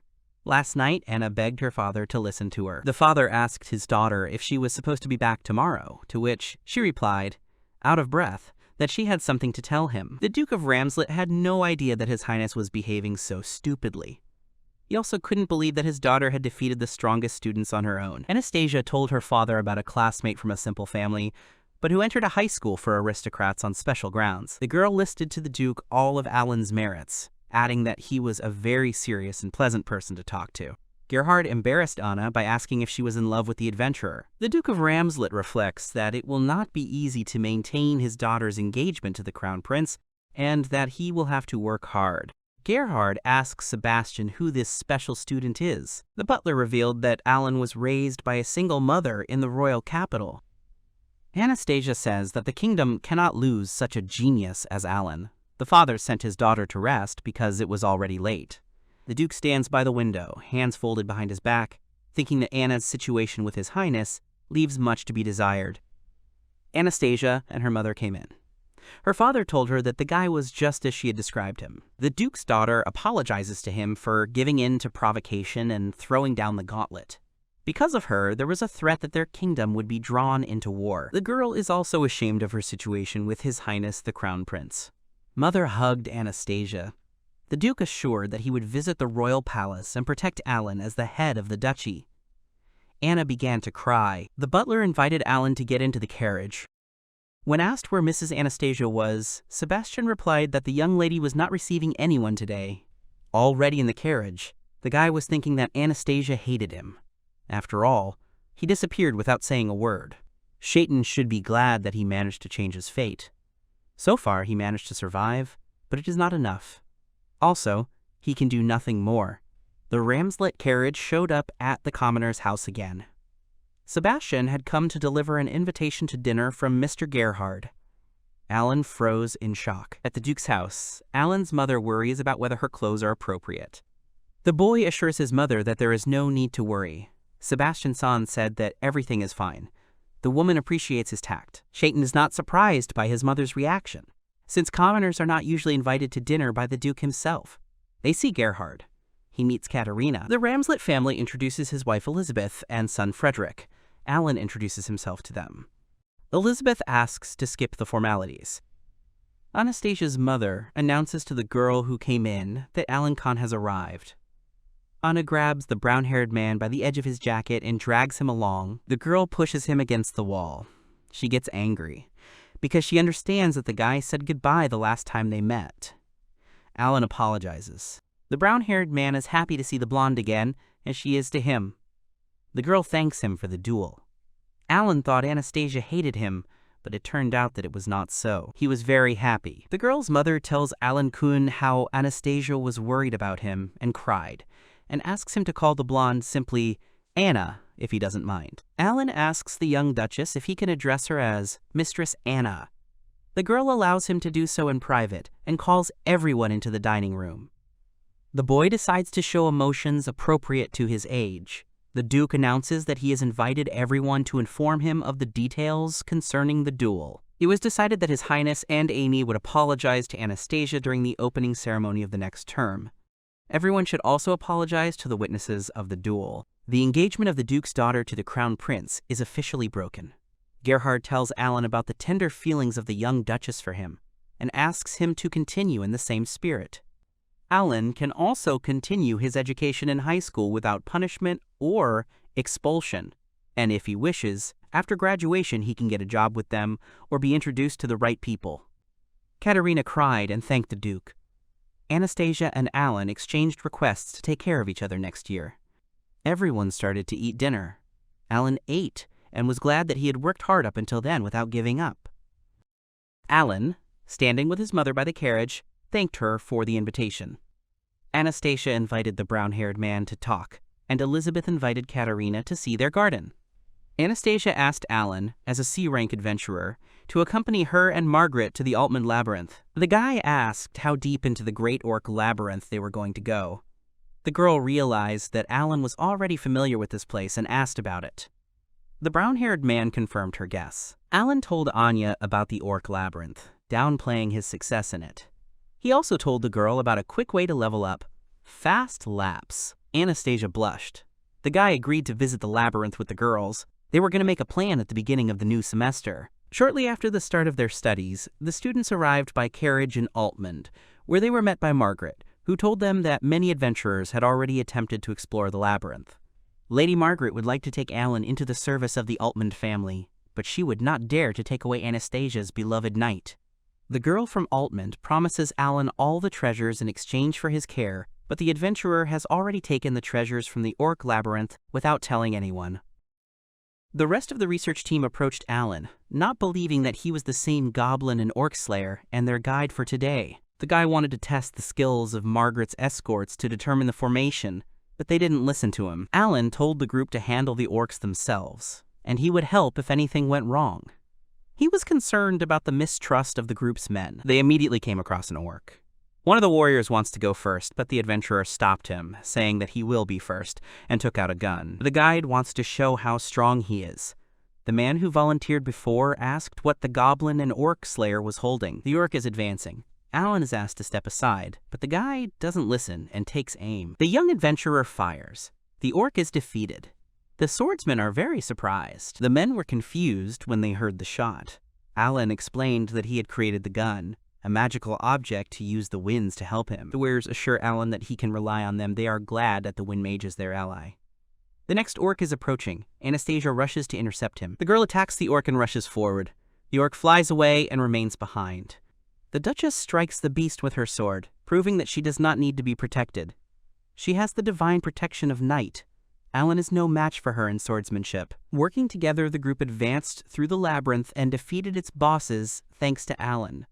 The knights lamented that they could not have done it on their own. They are about to get out. Touching the core, you can find yourself at the entrance to the labyrinth. The treasures were not found. Anastasia asked Alan about the fast circles method. The girl wants to try this method to keep up with the adventurer. This time, she will go ahead. The pair of students continued to circle and level up together. Anastasia makes a statement about Alan in front of everyone in the assembly hall. A couple of hours before this, the brown-haired man left the house, promising to return soon. Winter holidays are over, and it's time to go to school. As originally expected, Alan escaped Anastasia's sentence and exile. The event that marked the beginning of the fall of the royal capital was prevented. The fate of the world was rewritten. Previously, the time traveler acted using knowledge of the game's plot, which is now impossible. Now you need to act and think with your own head to avoid the worst outcome. For a time, the invasion of the Eastern Empire was prevented. Both states maintain a balance of power. After the engagement was broken, the crown prince's position became very precarious. The Duchy of Ramslet is the largest grain-growing area in the kingdom. Their support was important to Charles. Also, the Duke of Ramslet has the right to participate in the succession to the throne. The nobility of the Southlands could express their support for him. The balance of the factions of the crown prince and the second prince was upset. The kingdom is unstable, just like in the original script. Alan is thinking about the missed opportunity to kill Karl Heinz. Also, Amy most likely has not abandoned the reverse harem route. The time traveler wants to achieve a happy ending, save his mother and his mentors. Margaret and Isabella wish the guy a good morning. In the new semester, they will study together with Anastasia. Alan thinks that Anya will have a much easier time studying surrounded by her friends. Shaitan heard other students discussing him unflatteringly and decided to look at the class lists. In them, Alan saw Karl's grades had dropped, which did not prevent him from remaining in Class A. On the other hand, Leo was in last place in grades. In Class B, Claude was not on the list. Alan saw the Duchess and addressed her familiarly, although she forbade him. He decided to immediately correct himself and apologize. The guy learned that Anna's mother insisted on repeating the meeting. Anastasia's brother would also like to meet Alan, but he is currently out of the country for work. Apparently, the Westerdale Kingdom has asked Claude to leave the school. Anastasia heard that Leonardo von Jax's family had disowned him. The Ramslet family lodged a formal protest with the Earl's family of Jukes. But Leonardo continued to insist that he was right. The family did not want to defend him. A lot has happened. For Anna, it was a series of unpleasant events.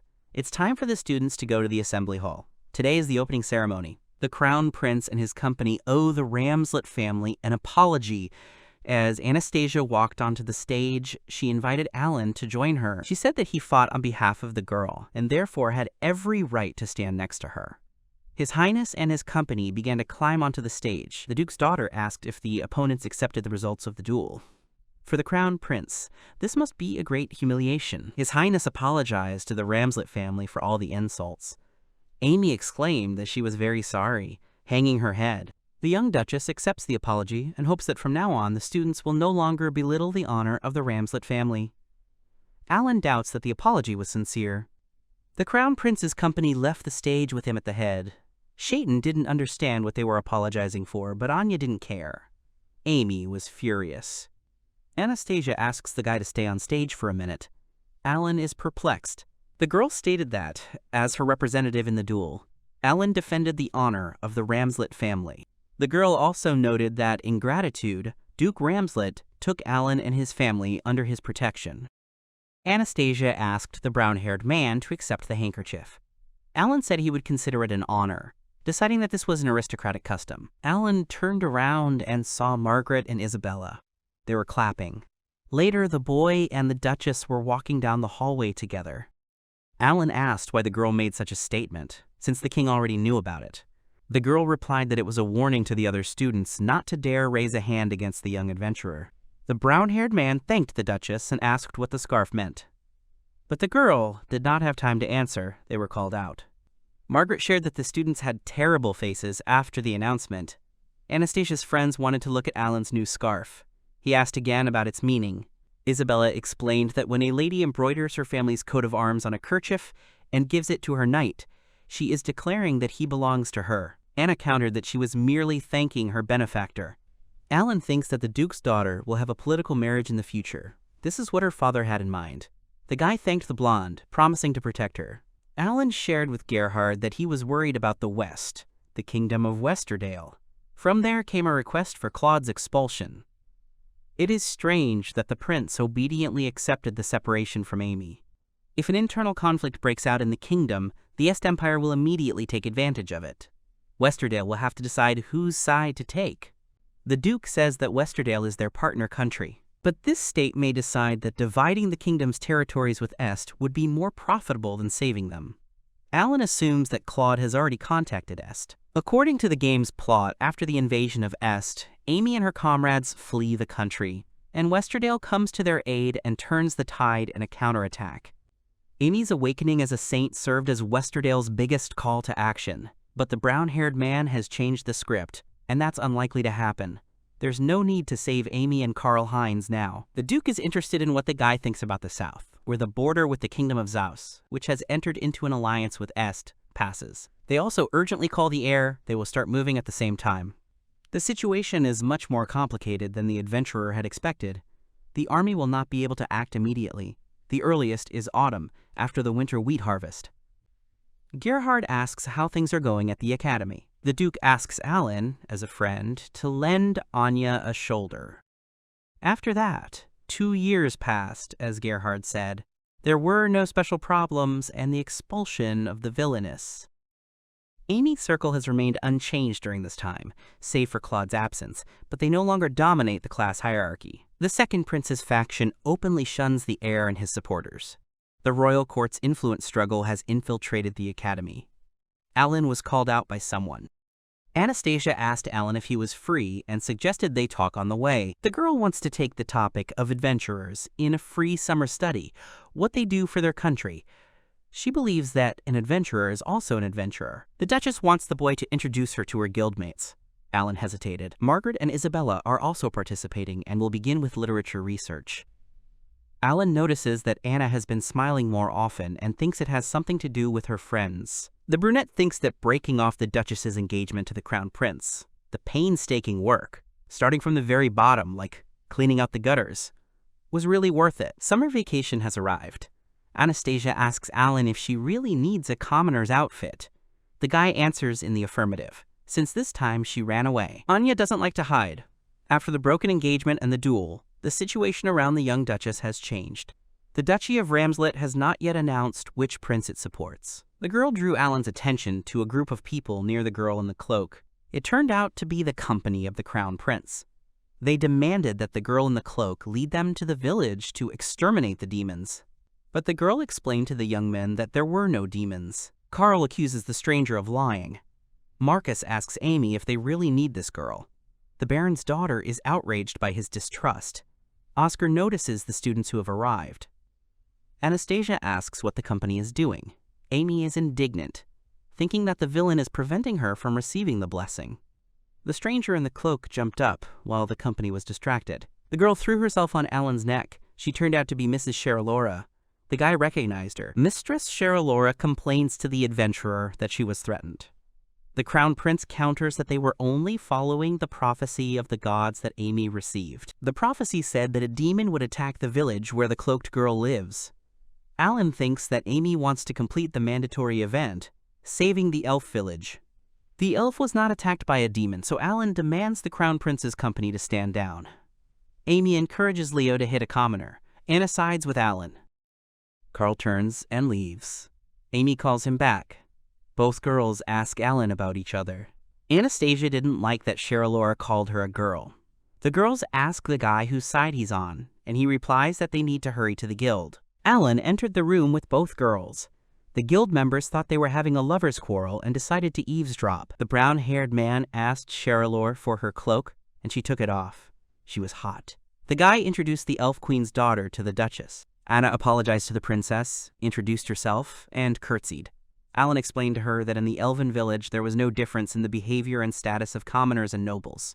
The elf princess invites an adventurer to their summer festival, which is held once every 10 years. The elf thought it would be a good idea to come to this town and find Alan. The girl also came in person to ride back on the ship flying in the sky. Alan tried to stop her from finishing her sentence, but it was too late.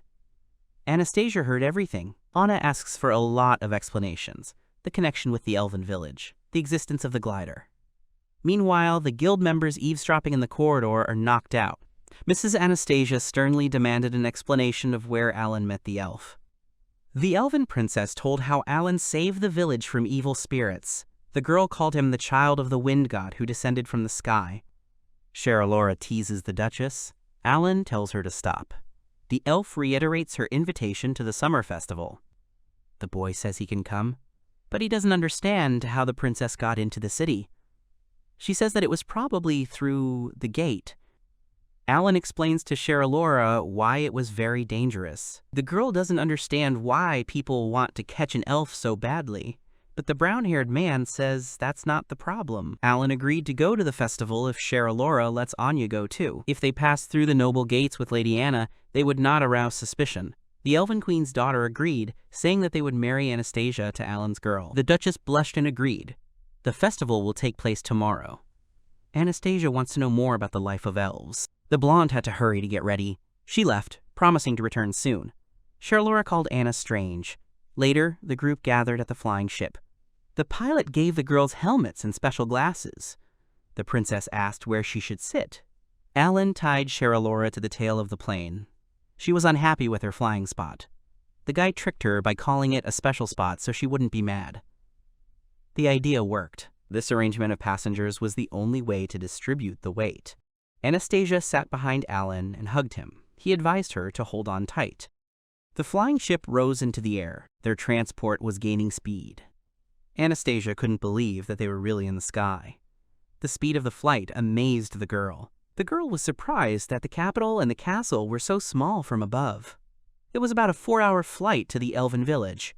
They would arrive by sunset. The Duchess pressed herself closer to Alan and said that he was amazing. The elves noticed Alan's flying machine in the air, along with Lady Sheralora, and were surprised that there was another person on board. Alan praised Miss Anna for her restraint. The disgruntled princess asked to be removed from the plane first. The elf queen apologized for Sherry, as she had caused a lot of trouble.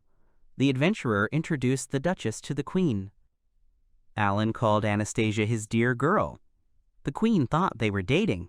The Elven Queen asked Anastasia if she knew why their village was isolated and hidden from people. Anna answered positively. The Duchess was also asked why the girl had come here. Knowing the reason for the village's isolation, Alan and the others, except the Duke's daughter, were asked to leave. The brunette ponders whether he made the right decision by taking the blonde with him. He concludes that it was not in vain. The boy realizes that he was thinking about Anya, although he didn't notice it. He has no right to make a mistake. The little fairy crashed into his face. Alan recognized the pervert who had turned into a spirit of light, Little Lo. Little Millie was standing nearby, and the boy asked the girl if the pervert had touched her. The spirit of light asked Alan about Anya as his wife. The brown-haired man told the pervert that they were not comrades. Millie wanted to hug the adventurer. Anna and the queen discussed how humans kidnapped elves for their beauty, used them as slaves. If Alan's connection to the elves was revealed, he would be tortured for information. Anna's presence in the elf village is a risk for her and her family. Sherry told her mother that the girl could have helped them get out of the city and back, but she didn't. Anastasia knew about everything, but she still joined because she has unacceptable feelings that cannot be talked about. Anastasia, sitting in front of the Elf Queen, could not admit her feelings for Alan out loud. The Queen tells the young people that they cannot be together because of their social status, which makes the girl cry. The Queen suggests that Anya stay in the village with the guy. The elves wish Alan happiness as he is their benefactor. Perhaps it would be best to give up everything. The Duchess disagreed. She must devote herself to the people. The girl believes that she is unworthy of such happiness. The Queen asks the blonde why she doesn't live for others with the adventurer. The Duke's daughter doubts that Alan will reciprocate her feelings. The elf advises her to be more honest with herself. The girl says the guy's name into the void, but he responds, leaving the girl stunned. Little Millie is sitting on his neck. The benefactor of the elves introduces the Queen's youngest daughter, Miralora, and the Spirit of Light to the Duchess. But Anna does not see him. Anastasia states her name. Master Lo feels an oppressive presence and flies around the girl. It turns out that the Spirit of Light taught Anna's mother magic when she was little. All this time, the blonde could not hear the spirit. Mrs. Miralora wanted to hug Anastasia, and Alan helped her do it. The spirit thinks that Anna is a good person, since the girl liked her. The girl's embrace is pleasant to watch, if not for the wrinkled face of the Duchess. Lo talks about forbidden love. The Spirit of Light tells the brown-haired man that they are in an elven village, hidden from human eyes. No one will know if something happens here. The guy thought about the pervert's words and couldn't sleep. At the same time, Anastasia was tormented by the same problem. The summer festival has begun. The elves have decorated Alan's partner's hair with a wreath of flowers. They were advised to change their clothes. At the festival, men usually run away and protect women from pursuit. If you manage to protect the tiara to the end, you will be blessed by the spirits. The adventurer notes that the elves in this world are either calm or restless. Anna comes out to the guy in a new outfit. She asks if he wants to withdraw from the game. The young people decide to give it a try since they are already here. They are curious about the elven culture. The partners found themselves in a romantic atmosphere. They were already beginning to think that perhaps they should refuse. The elves play musical instruments. The students are called into a circle to dance. They decide to simply repeat after everyone else. The boy asks the elves closest to him what he needs to do. They tell him to run away and protect the tiara. Alan wanted to tell them about their refusal, but everything had already started. All the men suddenly picked up their partners in their arms and ran, using acceleration magic. The other elves had fruits in their hands. Alan realized that an attack was about to happen, took Anna's hand and ran. Alan was hit in the face by a fruit, but it was soft. He told Anastasia to protect the tiara, and they ran on. A couple of people were hit by fruit and magic. The elves said they could use any weapon they wanted as long as no one or nothing got hurt. The adventurer used a smoke screen against the elves and picked up Lady Anna in his arms. They ran. The girl buried her face in the guy's shoulder and asked him to let her go. The brown-haired man asked for forgiveness. The tiara was fine, but the girl was soaking wet. She asked if it was hard for Alan, but he assured her that he could carry her in his arms for hours. The Spirit of Light was mocking them. Some elf discovered them, and they had to flee again. The adventurer used wind magic, but there were too many of them. They needed to hide somewhere. The elves wouldn't let Alan win so easily, even though he made them run around. The young men hugged. The elves surrounded Alan and Anna to finally defeat them and prevent them from winning. The guy apologized to the girl and pressed her against a tree, covering her with himself so that all the fruits would fly into his back. If the brown-haired man could hold out until the time ran out, he would be able to protect the Duchess. The girl cast a spell and created an ice tomb, protecting Alan. Anastasia says that there is no point in the selflessness of an adventurer if he gets hurt. The elves approached them. The queen knocked on the ice and announced, "The ringing of the bell marks the end of the event. They won." Despite the end of the game, Sherry threw a piece of fruit in Alan's face, but apologized. Everyone congratulates the winners. The next summer festival will take place in 10 years. 2 couples were able to defend the tiaras. The second couple, who had defended the tiara, began kissing. Alan and Anna were urged by all the elves to start kissing too, since they had won. The adventurer and the Duchess blushed. Anastasia suggests that they pretend to get out of this. Their faces came close, reminiscent of a kiss, with fruit juices flowing down them in streams. Suddenly the Spirit of Light appeared, Lo, the successor of the selfless great sage Loringus. The spirit saw Anastasia's determination in love and decided to give her his holy blessing. As long as her love lives, she will be protected by the spirit of Light Low and the spirit of Loringus. Anna thanked him. The elves were very surprised by such an act of the spirit towards the man. Everyone began to congratulate the young people. The festival will go on until late at night. People were sent to wash up. The guy was basking in the hot springs and thought that the festival was actually a wedding ceremony. Suddenly, the brown-haired man saw the Duchess entering the springs. He was embarrassed and hurried away, but Madame Anastasia stopped him. The guy promised not to look in the girl's direction while they were in the hot springs. Anastasia likes this village. The elves and spirits are happy there. There are no nobles or royal families here. Everyone is equal. The girl wonders why people can't do the same. The Duchess allowed Alan to call her by her abbreviated name and came out to him with only a towel. The blonde said that in the Elven village, the status of people has no meaning. The girl came up close to him and asked him to forget about their statuses for a while. They merged into a kiss. The spirit of Light Low was watching the whole time, but at that moment he decided to fly away. Anastasia lay naked on the bed in front of Alan. Her cheeks were burning. The young people realized that they had probably met a long time ago. In childhood, Anna saw a strange bird. Now she thinks that it was Alan's flying ship. That night they were together, regardless of their statuses. Anna hugged Alan tightly. Morning came. The guy woke up under the girl's embarrassed gaze. They began to dress. The brown-haired man told the Duchess that he wanted to show her something before they returned to the capital. It turned out to be a lake on the outskirts of the village, where there were many spirits. Alan wanted to talk about yesterday. Alan promised the girl that he would achieve something great so that the Duke would acknowledge him. He wants to take Anna. The guy took out the ring that he had gotten in the labyrinth a long time ago.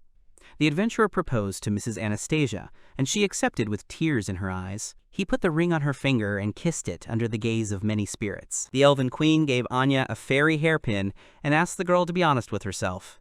Anastasia thanked her, and she and Alan flew to the capital. Already in the capital, Alan appeared before the Duke. He was angry and slammed his fist on the table, asking if the guy knew why he was summoned.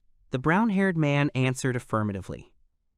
Anastasia used magic to kill several bats. Alan called her.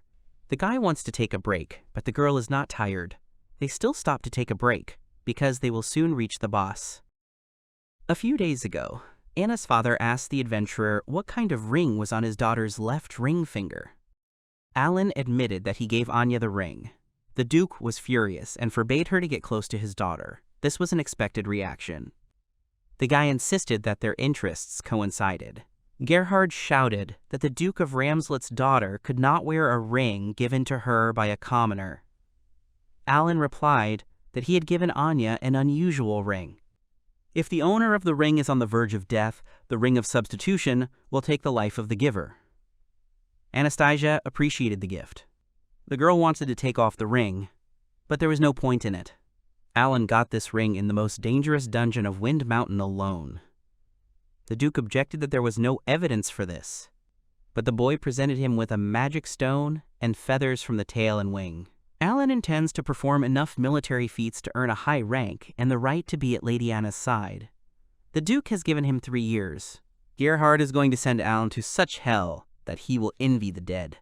He will also not allow the guy to develop a relationship with Anastasia. The adventurer agreed. The brown-haired man is good with magic and guns, but he can't handle a sword no matter how hard he tries. Anna assured him that she would be his sword when he needed help. One of the many reasons why the brown-haired guy went to this dungeon is so that Anna could level up. The guy wants her to be able to defend herself. The second reason is for Anna to witness the subjugation of the Snow Phoenix. They entered the boss room. The Snow Phoenix took off at lightning speed. The adventurer asks the blonde to hold the shield while she finishes. Anastasia holds the shield and Alan fires the gun. Strong blows fly at the Snow Phoenix. The dungeon boss is defeated. The girl does not believe that it is over. Alan explains that he hit the bird's weak spot. They need to collect tail and wing feathers and a magic stone. Alan will also take Phoenix meat. They could also take the bones, but they don't need them. Alan gives the magic stone to Anastasia. His third reason was that the Duke had already planned to make Anna the conqueror of this dungeon.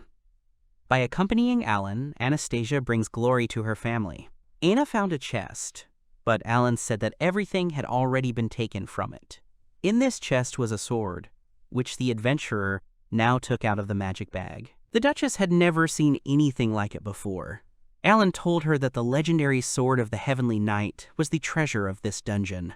Alan entrusts the sword to the girl, saying that it is a gift for her next birthday. Alan wants his first gift to Anastasia to be the best. The blonde thanks him and blushes. The girl asks if there are any more monsters here. Alan explains that they defeated the boss and there will be no one here until they return to the entrance. Anna says an embarrassing phrase that they are currently completely alone in the dungeon. Alan suggests looking around again and going back. The girl agrees. They made several runs in the Wind Mountain dungeon and raised Anya's level. Alan reported this to the Duke and showed him the spoils from the battles. Gerhard accepts them and will send a formal request for the mission. The Duke also reminds Alan not to touch his daughter. No one has yet found out that he and Anna crossed the line. There were only 2 days left of summer vacation. He and Anna went to the Valley of Flying Dragons. Alan met with Melissa and Jerome, made sure they were safe. Wants to introduce them to Anna. The girl is worried that the valley is dangerous. The brunette asked the Duchess why her manner of communication was different from the rest of the nobility. Anastasia decided that men preferred polite women and called the guy Sir. Alan momentarily lost control of the controls in surprise. He said he wanted to communicate with Anna in a way that was comfortable for her. Anastasia explained that because of her previous engagement to the lazy future king, she began to manage the knights and maids and was used to treating her charges like a master. The young people are discussing what will change when they get married. A wyvern flies over the flying ship. Mrs. Anastasia was worried about the wyvern's appearance. The guy hurried to calm her down. Alan doesn't understand whether the wyvern doesn't recognize him or whether it's her first time in the valley. Suddenly, the first wyvern is knocked down by another. The young adventurer recognizes an old acquaintance. Jerome is worried about Alan's safety. Anastasia is surprised by the flying dragon. The boy thanks the Wyvern King for his help. They are happy to see each other. Alan gives Anya a flying dragon. Melissa flew in and immediately became interested in the lovely lady. She was afraid of wyverns. Melissa said that a woman with pink hair came into the valley with a handful of subordinates. They attacked, mumbling some nonsense. Melissa assured that the attackers were weaklings. They quickly got rid of them. Alan wants the wyverns to offer Anya a wing in a moment of danger. Jerome asked the brown-haired man why, if Anna's parents didn't recognize him, he didn't just kill them. Jerome got hit with Melissa's tail for saying that. Alan rushes to calm the girl down. The flying dragon sniffed Anna to better remember her scent and save her in case of danger. In gratitude, Alan offered the couple orc meat, but Jerome didn't get any because of his behavior. Anastasia said that you won't get bored with an adventurer. Leaving some meat for poor Jerome, they left the Valley of Dragons. The long but short summer holidays were over, and it was time to return to school. Alan and Anna worked on an independent project about adventurers and the state during their summer vacation. There is a struggle between them to get loot from the dungeons. ANV couldn't write the true state of affairs in the project. It was too aggressive.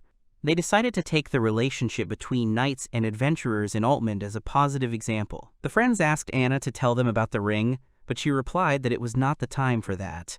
Alan was glad that the girl had been wearing the ring and hairpin since the trip to the elf village. Despite the rumors circulating around the academy, the Duchess did not tell anyone where she got them from. Someone called out to the blonde. It was Amy and her companions. She claimed that the pin belonged to her and demanded that it be returned. Anna replied that a nobleman had given her the pin, and that it was definitely not hers. Anna refuses to give up the hairpin. Amy has the crown prince on her side. Alan thinks he's hopeless for trusting others at their word. Alan tried to help Anya, but his Leonardo shut him up, and roughly reached for the hairpin to Anastasia's face. As soon as Leo touched the hairpin, it threw him far away with force. A voice appeared, announcing that the one chosen by the spirits would punish those who attempted to prove their chosenness. Around Anna, Amy's companions ran away screaming. Amy screams that she was destined to become a saint, or the country would end, and the she-devil ruined everything. Alan insists that the hairpin belongs to Mistress Anastasia. The commoner tries to explain to Amy that she is dreaming, but this is reality, and they are living people. Anastasia does not understand what he is talking about. Shaitan thought that his speech would put an end to Amy's antics, but his hope was in vain. Alan invited the blonde to dinner. The girl had recently noticed that she was looking for secluded places for the two of them. The guy thought that she wanted to go down to the dungeon again. They noticed Anna's friends, which they were not very happy about. They invited them to have lunch together. Everyone noticed that it was nice to eat outside sometimes. Margaret had a sandwich as usual. The girl gets up early every day to make herself a sandwich. Suddenly, His Highness the Crown Prince appears to give Anastasia something important. Karl Heinz gave the girl a letter from his father and asked her to give an answer here and now. Anastasia read the letter and said to tell His Majesty that she would visit him. His Highness will send a carriage for Anna tomorrow. He leaves with a smile on his face. In the letter, His Majesty summons the Duchess to appear before him tomorrow. There were no details. The wax and Imperial seals on the letter are genuine. There must be a reason for the king's summons. Alan said he would miss the girl. Anna assured him the trip would take no more than a week. Then Alan would never have thought that this would be his last dinner in this company. Amy watched what was happening from the window and chuckled. Amy walked down the hallway, thinking that she would make Anastasia experience the torments worthy of a villain, and Alan would answer in full for his machinations over the script. The girl gives instructions to the guy before the trip. A week and 3 days passed, but Anna still didn't return. The guy thought so. He doesn't like this situation. He's going to ask the Duke about what's going on the way home. Alan talks to the Duke, who tells him that he learned something from Sabas yesterday, and His Majesty personally confirmed it today. Gerhard gives Alan a letter to read. It orders Anya to marry Gunther Warner, the commander of the Est Empire's mages. The seal on it is real, but the king gave no such order. Karl forged the royal order, but he refused to testify, saying that he would not do anything to harm the kingdom. He sold Anna to an enemy empire. Moreover, the Est Empire declared war on them. The kingdom attacked the carriage, killing the bride and her attendants. That's their casus belli. Alan appealed to his lordship. Both men do not believe that Anastasia is dead. If they had killed her, there would be no point in hiding the convoy and her body. They would have used them as justification for declaring war. Even in this situation, the Duke remains calm. He orders Alan to go to the Empire and find Anna, for which he needs to apply for the student mobilization. Alan is an adventurer, not a soldier. If civilians attack the military, that gives the military the right to attack them. So the guy will officially act as a soldier. B-rank adventurer to return his daughter to him, to join the army as an adventurer from the Ramslet family. But then Alan will fall under the command of the military leaders. Gerhard has an idea how to deal with this. He will ask Sebastian to tell the boy tomorrow. He is counting on Alan. With his lordship's permission, Alan sets out in the rain. Even in the game, the Empire's army was killing civilians. Alan and the Duke were furious, cursing the Crown Prince who forged the order. The next morning, the brunette began to slowly gather information. Anastasia's friends, like other students, were called to the palace to testify about that letter. The girls are worried about their friend. Alan reassured them that if they wait a little longer, she will definitely return. On the day Anna left for the palace, a carriage was leaving the city through the eastern gate. Later, the gatekeeper ran away, and a week later, what was left of it was found. Perhaps it was bait. Only luggage and a driver were seen on that cart. It was moving at high speed. It would have been very difficult for 1 or 2 men to kidnap Anastasia. Anna was taken on a different route. It was confirmed that the Crown Prince had sent Anna to the palace at that time. The Duke advocated for the Crown Prince's abdication. He stated that until his daughter was returned, he would not cooperate. Alan saw Amy. She expressed her pity that his precious beloved had married in the Empire, but her carriage was attacked by bandits. The heroine reasons that Anastasia is a villain, and her destiny is to be raped and abandoned. Then the Duchess would turn into a Black Knight, but she would be defeated. This was the scenario of the game. Amy tells Alan about his loss and tells him to leave the stage because he is not worthy of even a minor role. The girl says that she would enjoy the suffering of the loser forever. The pink-haired girl leaves, laughing maliciously. The guy collected all the game items, went through all the events in advance, convinced himself that everything was going well and made a mistake. It seems he was too self-confident because he was able to resist fate and because of her love. The adventurer wants to save Anastasia, but has no idea what to do next. While the young Duchess Anastasia is absent and no one knows where she is, classes are going on at the academy as usual. Students are told why their country is at war with the Est Empire, and what the Empire's unilateral acts of aggression have led to. In the game, these events occur much later. In the game, a villainous woman exiled from her kingdom and bereft of her family turns to the dark side and leads the Empire's warriors. Amy asks tearfully why people can't live in peace. The heroine says that they will be able to come to an agreement and reach an understanding. His Highness supports her. The teacher tries to stop them both. In Amy's mind, everyone is cheering for her and shouting her name. But in reality, there is silence. The teacher puts Amy down, telling her to refrain from making unwanted comments. Alan hopes the girl realizes the script is broken. The heroine thinks that the plot is glitching because of Alan. The students are informed that the school will be closed until next spring due to the war. Amy does not understand why the scenario has changed so much. The Knight Commander wants to make a statement. Commander Otto von Dux calls upon brave men and women to rise up in defense of the kingdom against this brazen, illegal, and one-sided invasion. But the hall is silent. Alan volunteered first. The other nobles decided that they should too, if even a commoner agreed. The young braves joined the ranks of the royal army and will follow the commander to the royal palace. Not one of the princes nor Leonardo raised his hand. The volunteers changed into military uniforms. They would first be assigned as trainees to help the rear guard, and now they would have an audience with the king and must behave respectfully. The king greeted the brave men. Alan was skeptical. His Majesty wished them success. Alan would have a hard time searching for Anna in the rear unless he was sent to the vanguard. He approached the king with a favor, posing as an adventurer from the Duchy of Ramslet. The commander sent the remaining students to the barracks to await further instructions. Carl's father said that he had heard about the duel and the Duke's statement.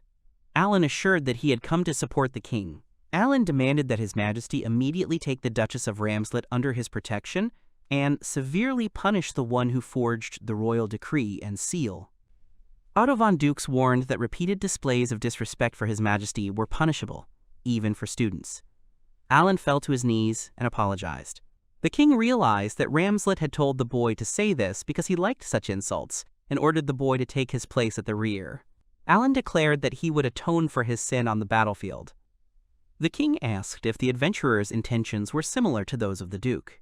He answered in the negative, saying that he would devote himself to His Majesty. The man fulfilled his request and sent him to the front.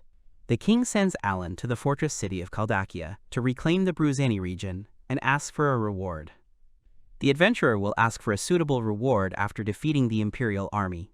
His Highness promised the seeker anything for victory, but until then he forbade him to appear in the capital. Otto von Dux is perplexed as to whether the king will tolerate such rudeness. The king believes that Alan has betrayed Ramslet, so if he wins, His Majesty will become the commoner's new master. This was the Duke's plan all along. Gerhard's plan was to make him a traitor. The plan worked, and he needed to report to the Duke and tell his mother everything. The boy told his mother about his voluntary departure to war, but lied that he would be entrusted with documents, transporting cargo, and helping the wounded. Katerina realized that Alan loved Anastasia, and perhaps his feelings were mutual. She realized this from the invitation to the meal and the letter in which she was mentioned. His mother doesn't want him to go to war, but she understands that Alan needs to succeed if he likes the Duke's daughter. She tells him to do everything he can to save Anna, and remember his priorities.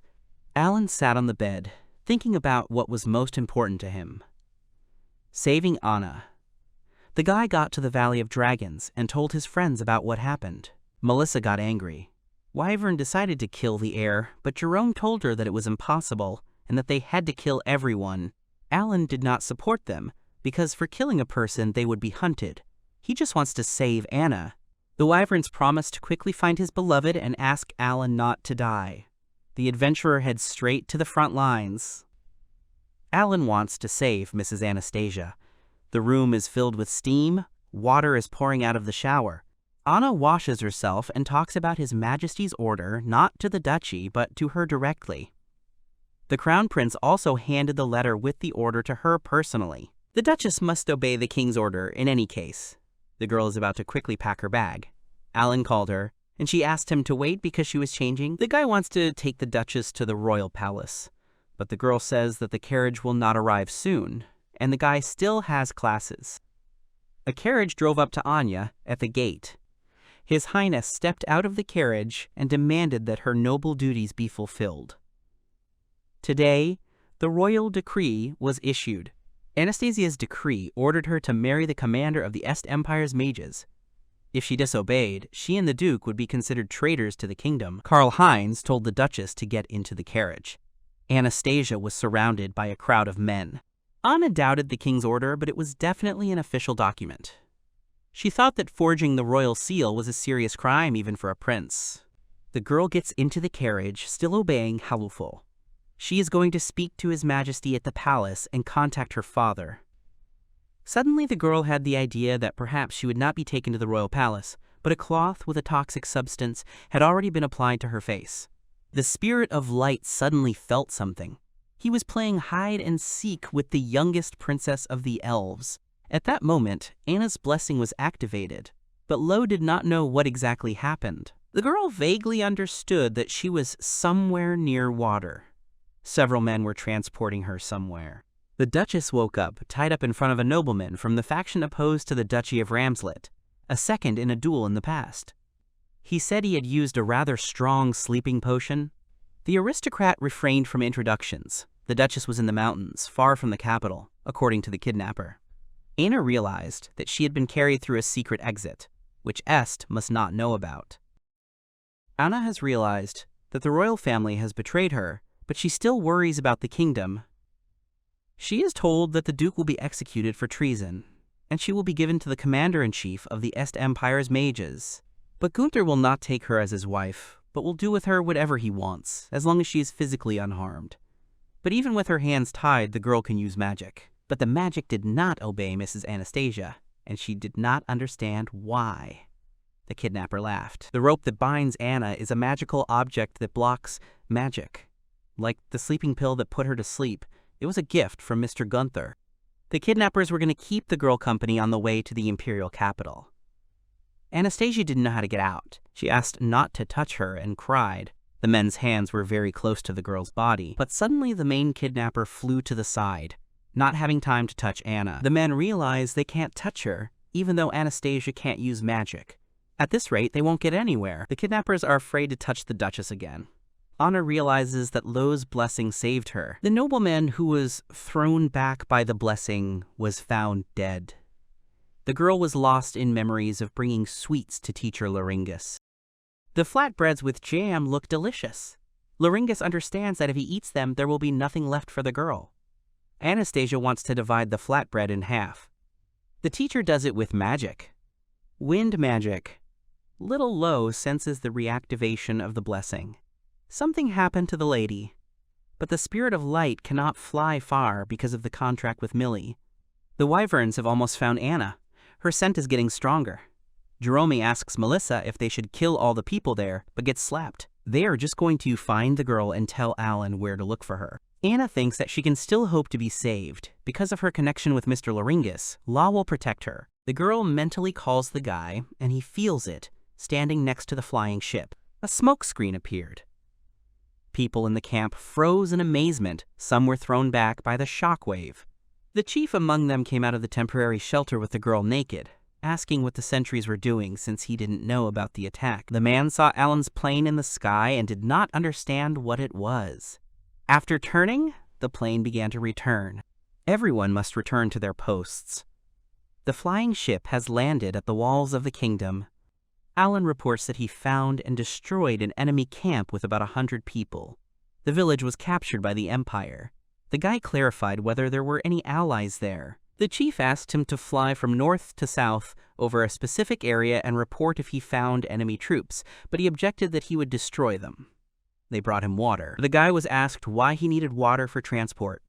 The brown-haired guy said that he freezes it and dumps it. Next time he will use moisture from the air. The plane was filled with water. Alan moves out. He offered the commander to take him for a ride. He agreed, saying that they would do it after the battle. The warriors of the kingdom are discussing their despair. The only thing left is to trust Alan. The guy flew calmly. He knew that Anna was not here. But he saw a battalion of the Empire heading for the fortress. They're preparing for a siege. The guy's about to strike. He shuts off the magic engine, starts to descend. The course is set. He opens the ammo bay and starts the bombardment. Releases water, creates magic circles around which ice cores form. The next batch of drops and preparations begin. These magic circles are a modification of those used in the bandit hideout. As they fall, the cannonballs suck in air like a jet engine. The compressed air is held in place by magic circles. The enemies don't realize what they're hearing. Cannonballs have rained down on them. The wagon with logs was attacked and shattered into pieces. The enemies are perplexed. The compressed air in the cannonballs scatters the fragments over a large area. The cannonballs are easy to control, as they turn into bombs in the air. The tank is empty. The adventurer decides to retreat for now. The boy wants to destroy all of the battalion's supplies before searching for the next target. While the Wyverns search for Anna, Alan will continue to crush his enemies. Mrs. Anastasia lies on the floor half-naked and unconsciously calls for Alan. 4 days ago, the captive was brought to a luxurious palace. The girl squints from the glitter of the chandeliers. The girl is met by the ruler of the Est Empire, Adolf, and asked how her journey went. Gunther apologizes for his wife's behavior, saying that he will take care of her upbringing. The girl objects that she will never be his wife. Crown Prince Igor appears. Anastasia smelled like sewage. Gunther was going to order her to be washed immediately. The Emperor noticed that the Duchess was holding up well, although he had asked to rape her. The soldiers said that they were simply thrown away from her. Igor ordered one of them to rape Anastasia. Before they could get close to the Duke's daughter, they were thrown back again. The enemies realized that they couldn't do anything to the girl this way. Adolf ordered the chief magician to fix it. There are many ways to break someone's spirit. The Crown Prince orders the commander-in-chief of the mages to deal with the blonde. The ropes were untied, but a collar was put on her that sealed the magic. She was sent to the baths. The maid suggested that the girl wear revealing underwear on Mr. Gunther's orders. It's not just humiliating. It will be much more difficult to escape. The girl wrapped herself in a towel. The girl was brought not to a prison cell, but to a room without windows. The Duchess was going to endure everything that awaited her under the protection of Mr. Law. Anna is sure Alan will come for her. Gunther asked if she was comfortable here and said that they would see each other in a year. Anastasia did not understand what he meant. Mrs. Anastasia realized that a whole year awaited her in this room in complete darkness without a single glimmer of light, and was horrified.